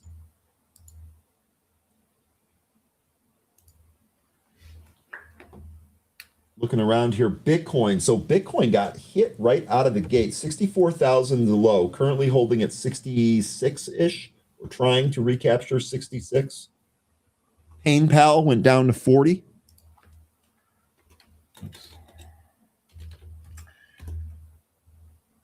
Yeah, let's see how this looks here. Oh, this is the wrong chart. Still seems like Bitcoin's holding up in that range that we like. Market's still coming in here across the board. Sorry, 13. 60 to 65. You want to see it continue to hold up in there. I know that some folks are looking for the slower that's why we have a market. But this needs to recapture the 20-day SMA. This is getting some resistance from it right now. AG. Lion, was this one that you mentioned earlier? AG? Yeah, this is a silver play. Jay, I think you liked this one too. AG. Someone else. Jay, Toss, WTF, totally messed up platform, now doing fractional shares. Toss allows you to do, is that a new thing? That must be. I don't even know how to buy a fractional share in Toss. Huh. Just maybe just do a decimal when you're looking at the number of shares to buy. Or so I can buy 0.4 shares. I mean, yeah. I mean, you do it all the time if you're doing dividend buybacks. Where you get a dividend, you buy the shares with the dividend. I mean, here's my big problem. Like, and this is just personal. This is just me ranting. I have CDO. And for those of you that are unaware of what CDO is, it's OCD, except it's in alphabetical order the way it should be. And if I looked at my broker statement and, for example, I had shares of Microsoft, 123.2 shares, that would, I'm just telling you right now that personally would drive me absolutely crazy. So I don't know if fractional shares are for me. It's the volume that makes it stupid. Now that's an interesting thing too. I haven't seen on the time and sales any type of fractional share cross the tape. I wonder if the time and sales could even handle that. They said Buffalo by Bicycle said they said there would be no math. Sorry, bro. Didn't mean to do that to you. That's for sure. Didn't mean to do that to you. Looking for something around here. Allure trying to get back up to the VWAP. Getty going sideways. VMDA going sideways. Not really seeing a whole lot here to trade at the moment. You can't sell fractional shares if they are not rounded up in some cases. Okay.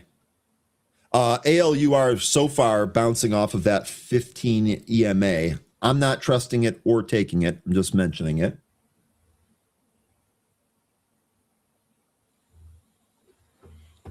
What else you guys got? Do you guys see anything else out there? SPY still in a bearish 5-minute trend. S&P futures in a bearish trend. So we still don't have, thinking about it here today, we don't have Parker's Thinkorswim indicators here today either, do we? Let me know if you gents are out there. And even with thinking about it not being here, do you want to see the shirt idea that I came up with? Post it. Does anyone SPY here continuing to come in 685 now on the SPY? Let me bring that back. Let me bring that back up here. Let me know if you guys have dip buy areas on any of these indices. Here's SPY, the 5-minute chart with Friday's session on here as well. All right, so I'll explain this here. We'll do it real quick. Unless you guys have something, we'll do it here real quick.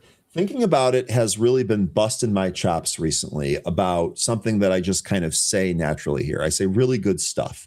And I've told the story before. I got this from the sports radio program here. When they get a good caller or they get a good tidbit of information, the host likes to say really good stuff. And it feels natural in conversation. And I'm sorry, I've kind of picked that up. But I appreciate thinking about it, not letting me off the hook and busting my balls about it.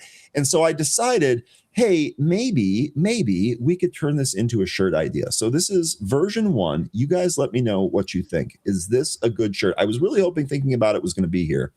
But without him, you let me know what you think of this. We're incorporating the stock chart. We're incorporating the meme with the sunglasses and the joint. Wisdom, I know you got to be thrilled. And we're incorporating a hashtag here from the show. Really good stuff. So you guys tell me, am I on the right track here? Do I need to maybe go back to the drawing board?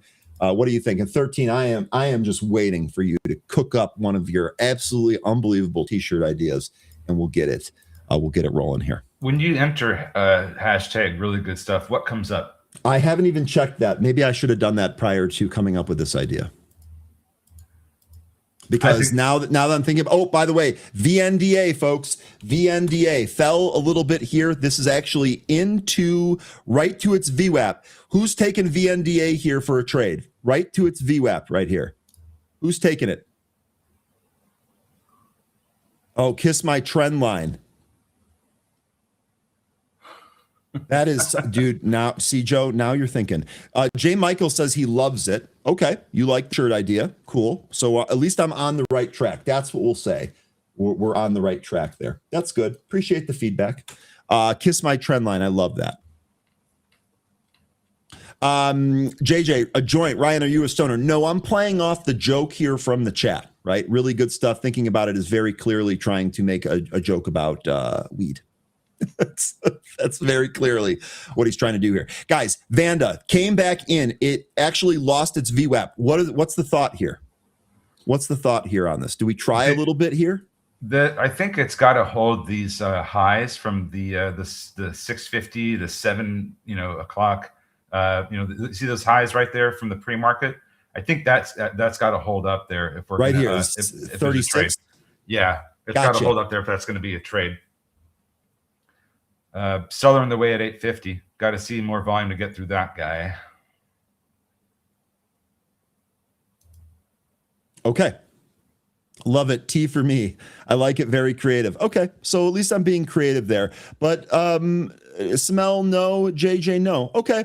I'll try to come up with some that maybe don't have any type of I'll come up with something else. I like this gives me like arts and crafts time. Gives me like a side project when I'm not here at work. So let me see what else I can come up with there. Appreciate the feedback. And folks, if I ask you for feedback on stuff like this, I want the good along with the bad. We're going to try and raise the tide for everybody here. I think that would be my only criticism really is just double check the hashtag. Okay, good idea. See, this is why I know I can count on you folks for this stuff. I know I can count on you folks for this stuff. That's why I love it so much. Thank you, guys. From hard docs to Fort docs. That's a good one. Oh, yeah. That's Joe. Joe's got the idea here. Joe's got the ideas here.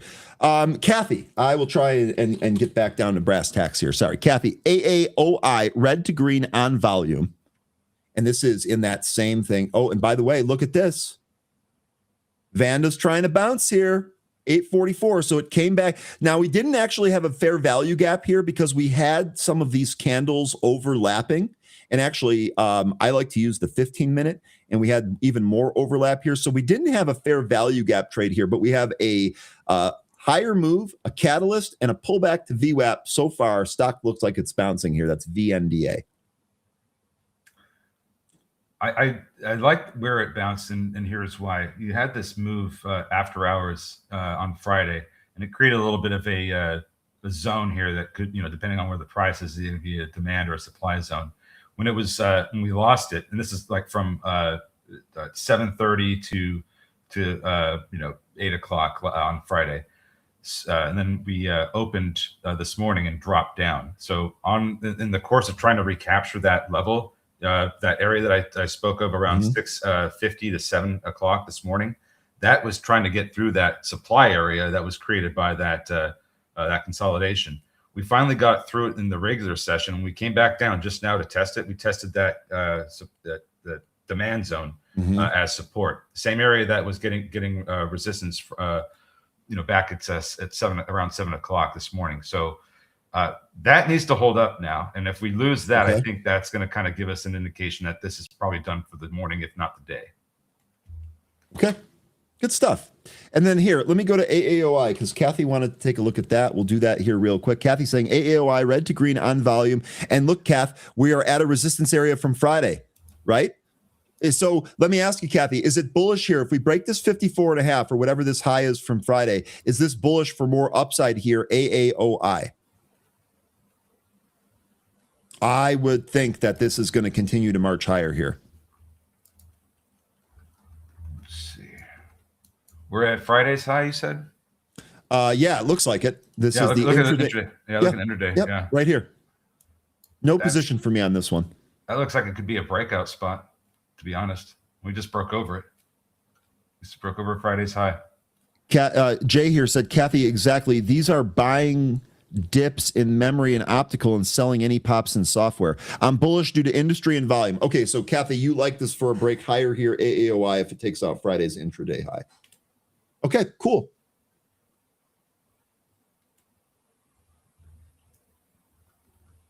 What do we have for the SPY? The SPY, I just have...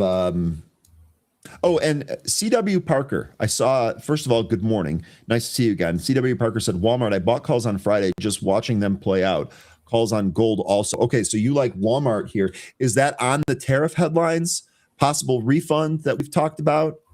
Let me know. By the way, VNDA looks like that bounce off the VWAP so far, so good here. VNDA. Parker's Thinkorswim indicators. Do you have success selling these indicators just that you make? I know that you make a bunch of them. Here's one of the things I was thinking about. I think just in kind of when I have the two indicators that I'm working on done here, just kind of keeping up in accordance with the show. We like to talk about how we raise the tide here for everybody. I'm almost thinking of maybe releasing these for free, right? You can just download them. And then also putting maybe like a tip jar on the page. That way, if it works for you or if you like it or if you made a bunch of money off of it, you then would be able to pick and choose. Would you tip for that? But the indicators would be available for free for everybody. Does that sound about right? Let me know if I'm on the right track there. Again, I'm new to this whole thing. And this is more of a side project here, not necessarily a get rich. Yeah, I have some success. Okay, so I'm thinking maybe then kind of giving them away and adding an optional tip might be the way to go. Thank you for your feedback on that. I might have some more questions for you. Okay, so this Vanda bounce, it looks like it wants to, but it just won't go. I would say if you're going to play this, I would keep your stop tight just so you don't lose anything on this. 684 on SPY, I think, needs to hold. That's been a big support resistance area. So if we start trading underneath it, we're probably going to head to under 680 again. It seems like once we lose that 684 level, we certainly come down to test and go below 680. So just something I'd be keeping an eye on. If we lose if we close underneath 684 today in SPY, I think we're going to come down underneath 680. Selena's right with you. That's a fib level, I'm guessing here, Selena. 680 down on the 5. Okay. NCI increasing volume. Let's take a look. And look at this. So VNDA. So that pullback to the VWAP, this actually gave you a little bit of about that VWAP down there at 845. Stock was just 860 a second ago. So little 15-cent bounce there. Again, I wouldn't let that one go red if you traded it. Yeah, I'm not sure I like that NCI, and here's why. When I look at, the intraday chart doesn't look too bad, but when I look at the daily chart, this thing has been on a tear. And I'd be wondering, when does this thing come back in? Because it is really extended. And this would be effectively chasing if I tried to get some of this up here. So this is not for me. But if you're already in this, you're having a really great month, I would say. Where does this end up going to? Well, looking at a daily chart, it seems like 8 has been, every time we've seen the price go up to 8, in the past couple of years, it's met with sellers. So I would think $8 are going to probably find some resistance, and not a moment too late either, because this thing is almost 90 RSI. Looks to me like this could still try to push higher, but I don't think I'd be a buyer up here. I think this can come back in. So NCI, this is what I see. First of all, we were talking a little bit about maybe like breaks of structure and perhaps change in character. While we did not have a break of the pre-market structure to the upside earlier, we certainly had a change in character. This very clearly had really has been in a downtrend since that impulse move in the after hours. This morning's action, we traded up to the VWAP, came back in a little bit, and then broke that very short intraday structure. This gave a volume pop, and 13, I just drew a trend line from the two highs. I've got that target here at about 743. So I would say that if you're in this trade, this trend line here, definitely going to be one of your resistance areas. I would agree. No position for me on this one, but I'm just kind of looking at the chart here. Right right? We had this little sideways area. We broke out of that. We went to the VWAP. We came back in a little bit and then ripped through it on expanding volume. That's all stuff that we want to see for an intraday trade, though. Although I think we are approaching a possible resistance area there.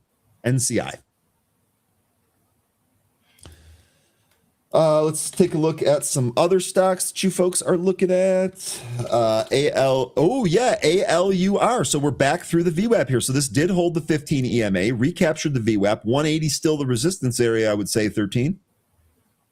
Yes, I would say so too. But volume is getting lower and lower, and that makes me think that we're probably gonna, even if we do get above 180, we might not be able to hold it. With the way the volume has been kind of descending, and we're approaching 10:30, where volume in the market does leave for the morning. So I still think 185 gonna have to be the area of resistance. No closes above it. Boy, I tell you what, Vanda held that VWAP, but it cannot really get its bounce going. This is with the compressing volume here. This is just weakening all the time, if you ask me. Alfred wants to take a look at Google. That's GOOG. See how Google's doing here today. So we had a nice little impulse move, but move back down to the pre-market range. This just kind of looks choppy to me on Google. Don't see much here. Good morning, Kayla. Yeah, COHR, big in the optical space. This one has been on a tear since Liberation Day. Had one, maybe two major pullbacks, but what a tear this has been on. Going from, what is this, 46? Yeah, which one? Sorry, 13? COHR, the one that Jay mentioned. COHR, got it. Sorry. Yeah, this has been riding up the 50-day SMA. And oh, my Lord. Until we start closing underneath that, higher this may continue.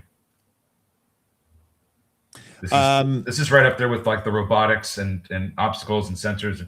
This is very much in a theme that we like. Yeah, Lion here saying the market is dancing back and forth. I would agree with that, Lion. I know SPY's got a really bearish 5-minute formation here, but we're basically still in that area. To me, I don't have any edge on this. For COHR, do you have any areas that you would like this on a pullback, 13? Oh, gosh. Let's see. I'm just thinking, do we pull all the way back maybe to 220 for 30-point pullback from here? Since we set new highs, does that still appear bullish to you? Maybe you have a different spot. I'm just wondering how we look at this for the future. If this comes back to the 50-day SMA and holds it, and let's say that we get something similar to what happened on January 9th and 10th, I'd probably be a buyer off that move. Yeah. Because that's kind of what you want to see. You want to see that test, move away, and a recapture of the other SMA. And higher we went. Never saw that price. Haven't seen that price since. So that's kind of what I'd be waiting for. A test of the 50-day SMA and a recapture of the 20. Okay, good stuff there. See, I did it without even thinking, except I didn't say really good stuff. I only said good stuff there. So it is what it is, folks. How about NEO? So this just recaptures the 200-day SMA, where it's trying to today. Looks like there's resistance at 550. Because since we lost that level back in November, we have not been able to hold above it. So that's kind of what I'd be keeping an eye on, is if we can meaningfully close several days above 550, and if we can, that should give the stock the ability to continue to climb higher. $6 stands out as well as 650. It seems like every 50 cents there's resistance. So that's what I'd be looking at with NEO. If this continues to hold above the 200-day SMA, every 50 cents there's resistance. Tess, I appreciate this. If SPY goes back to 690 today, I'll be back in puts. Won't wait for 691. Okay, so it looks like you're then shorting there on a move up to 690 there. Love it. Thank you for outlining that as well. let's see, how much time do we have left? Oh wait, that's a 15-minute chart. Yeah, I'm not taking my eye off of VNDA yet. I want to see what happens in the next 10 minutes.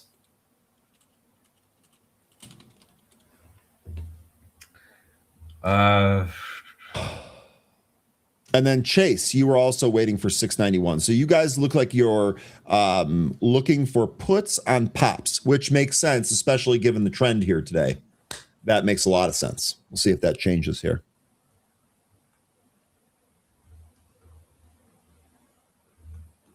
Tara, Ryan, it's nice to hear all of the positive things that you do in a world that is so negative. There's absolutely nothing wrong with seeing the cup half full. Look, that's how I live my life. It's so much easier to get through life if you just try and maintain a happy disposition. I cannot imagine waking up every day and being angry at things, especially things I can't control. So I always try to be a glass half full. The other thing here is you folks catch me early in the morning, and just kind of logistically speaking, the earlier it is in the day, the less chance there is for some terrible shit to happen. So it's generally pretty easier there, but I appreciate that. I will always try to do that, folks. I will always try to show up with a smile and an optimistic attitude. It's just such a better way to go through life. I think AAOI may have hit the resistance. I don't know. It could still go higher, but I've been keeping my eye on this level. And here's why I think this is a particular resistance level. If you look at a 15-minute chart and you go back toward the beginning of the month, you can kind of see a trend line here that we're coming up against right now. So yeah, look at the start of the month, like around the 10th, I would say, and draw a trend line from the highs. For AAOI? Yeah, so start with the 10th and start with and draw the highs there. Yeah, the 10th is going to be right in here. So that's like this. Yeah. I got you 13. I hear you clucking, big chicken. There we go. So that should be on a shirt. I hear you clucking, big chicken. Yeah, and just have like just a big boss looking chicken just kind of walking around. Hashtag I hear you clucking. There you go. T-shirt idea. Done. And also, Matt, you had asked me earlier, I answered in the chat just to address this. Where can you guys email me with t-shirt ideas? Just send them to my Benzinga email, ryanfaluna@benzinga.com. I'll throw it up on the screen. Again, this is the whole arts and crafts thing. I love incorporating the community into stuff like this. And y'all folks have great ideas and great senses of humor. So giddy up. Jane says, I don't watch any news. Jane, that's probably why you're happy every day. Or at least you seem happy. Maybe I shouldn't assume. Better to read your news. I don't like better to make news. Look at, by the way, really quickly, that trend line. Look where we went, 13. Yeah. It's almost like those trend lines work.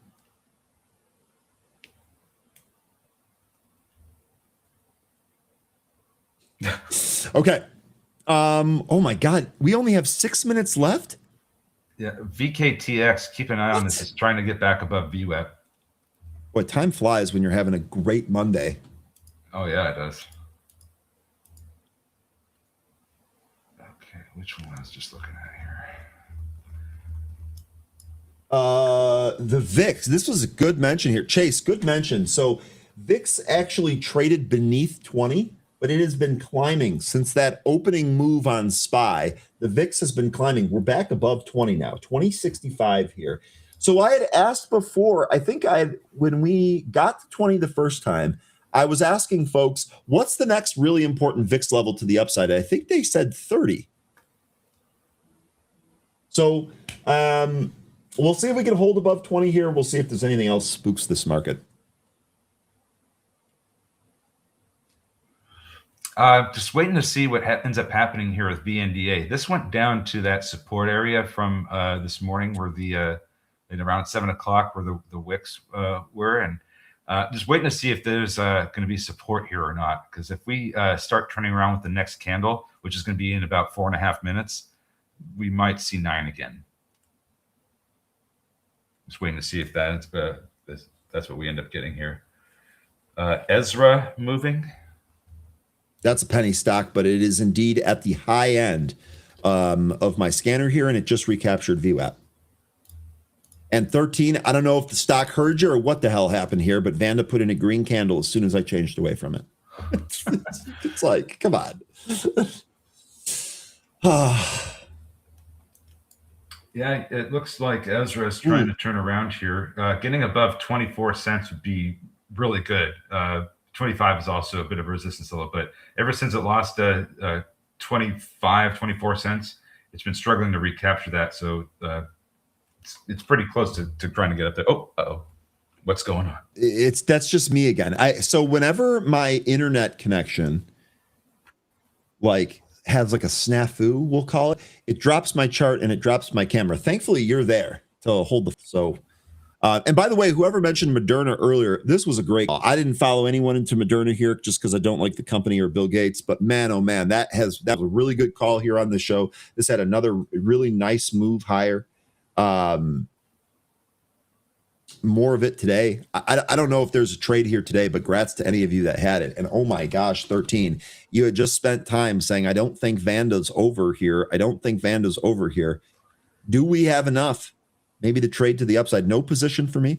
Yeah, I just want to see what happens with the next candle, and it'll be time for me to go, but when that rolls around. But it looks like it's trying to get some support, and I have it slightly beneath the VWAP. So just waiting to see if we end up getting a recapture of that with the time remaining in this candle. Okay, well, we got 3 minutes here, 13. Do you want to do a wrap? I mean, I feel like Sure. There isn't a whole lot to wrap here. I'll start. Congratulations to the U.S. men and women's hockey team for taking home the gold. Okay, all jokes aside here. Any stocks that you want to take a look? You want to start maybe with Vanda? Sure. Vanda, just we got support from those those highs in the pre-market around 7 to 705. So that was support for the time being. Now it needs to recapture VWAP. I have VWAP at 858. So if we recapture that, I think we'll come back up and test 9, maybe even go higher. That's what I'm watching for with Vanda. If we end up losing this, I would say the 825 level, then I think that's going to give us an indication that we are going to experience some more downside. So just a couple of areas to watch for with Vanda. Okay. This looks like it might be trying to turn here. We shall see. All right, let me flip back over to the movers tool here. ALUR was another mover that we had here today. Grats if anyone traded this one here. This looks choppy to me. Actually, it looks like we've got a trend line from some of these highs that does not look all that appealing, to be quite honest with you. What do you think on this one, 13? Yeah, this one still has a hard time trying to get over that 180 level, even 175. Just lots of prints above those levels, no closes. So if we can't start closing over, I would say at least 175, then we're probably going to see this come back down as well. There's support at 150, and that's the support I'd be keeping an eye on if we aren't able to get over 175. If we lose that support, I think we come back into the starting point. Okay, good stuff there. RXT, this was a mover from last week. We had one bounce here at 160. I can't remember who it was that said they don't trust this. It's going to 150. Boy, that bounce very, very short-lived. New lows now on RXT. Volume compressing, not doing the same thing that it did on Friday. To me, I think this does continue to come in here. That 150 target given out by the chatters looks to be pretty good. 13, you got any thoughts here on RXT? Yeah, it looks like this double topped over the past couple of trading sessions, so I would be inclined to think that this comes in some more. Let's see here. The trough is like about a 33% move to the high, so this could end up coming down to about 105 or $1 before it finds support. And down here on Thursday, the low was actually 105. So that's where I think this may end up coming down to. Regardless of the bounces or the support that it's it's approaching. I think this is headed towards 105. Okay, 13, really good stuff here for Monday. That's going to do it for today. Boy, I know time really flew here today. Lots of fun. Good way to kick off a Monday. Again, Lunar New Year ending, NVIDIA earnings this week. Will the volume come back? Day one here is in the books. 13, any closing words for the group? Yeah, just a bit of a slow Monday. I think as a week progresses, we'll start to see some more of the traders over in the Asian markets come back on. They're just getting back from their Lunar New Year. Some people coming off vacation. So we should see an increase in volume this week. And we also have NVIDIA earnings that are going to also create some fireworks. So slow day to day, but I expect there to be some more movement later on this week. So come back. We'll trade some more. We should have better volume. I'll see you then. Take care. Goodbye. All right, 13, really good stuff as usual. Have a great rest of your Monday. We'll follow up with you again tomorrow. Folks, that's going to do it here for today. Monday is in the books, or at least the show is in the books. We'll be back at this again tomorrow. Have a great rest of your Monday. Stay green, stay safe, stay focused.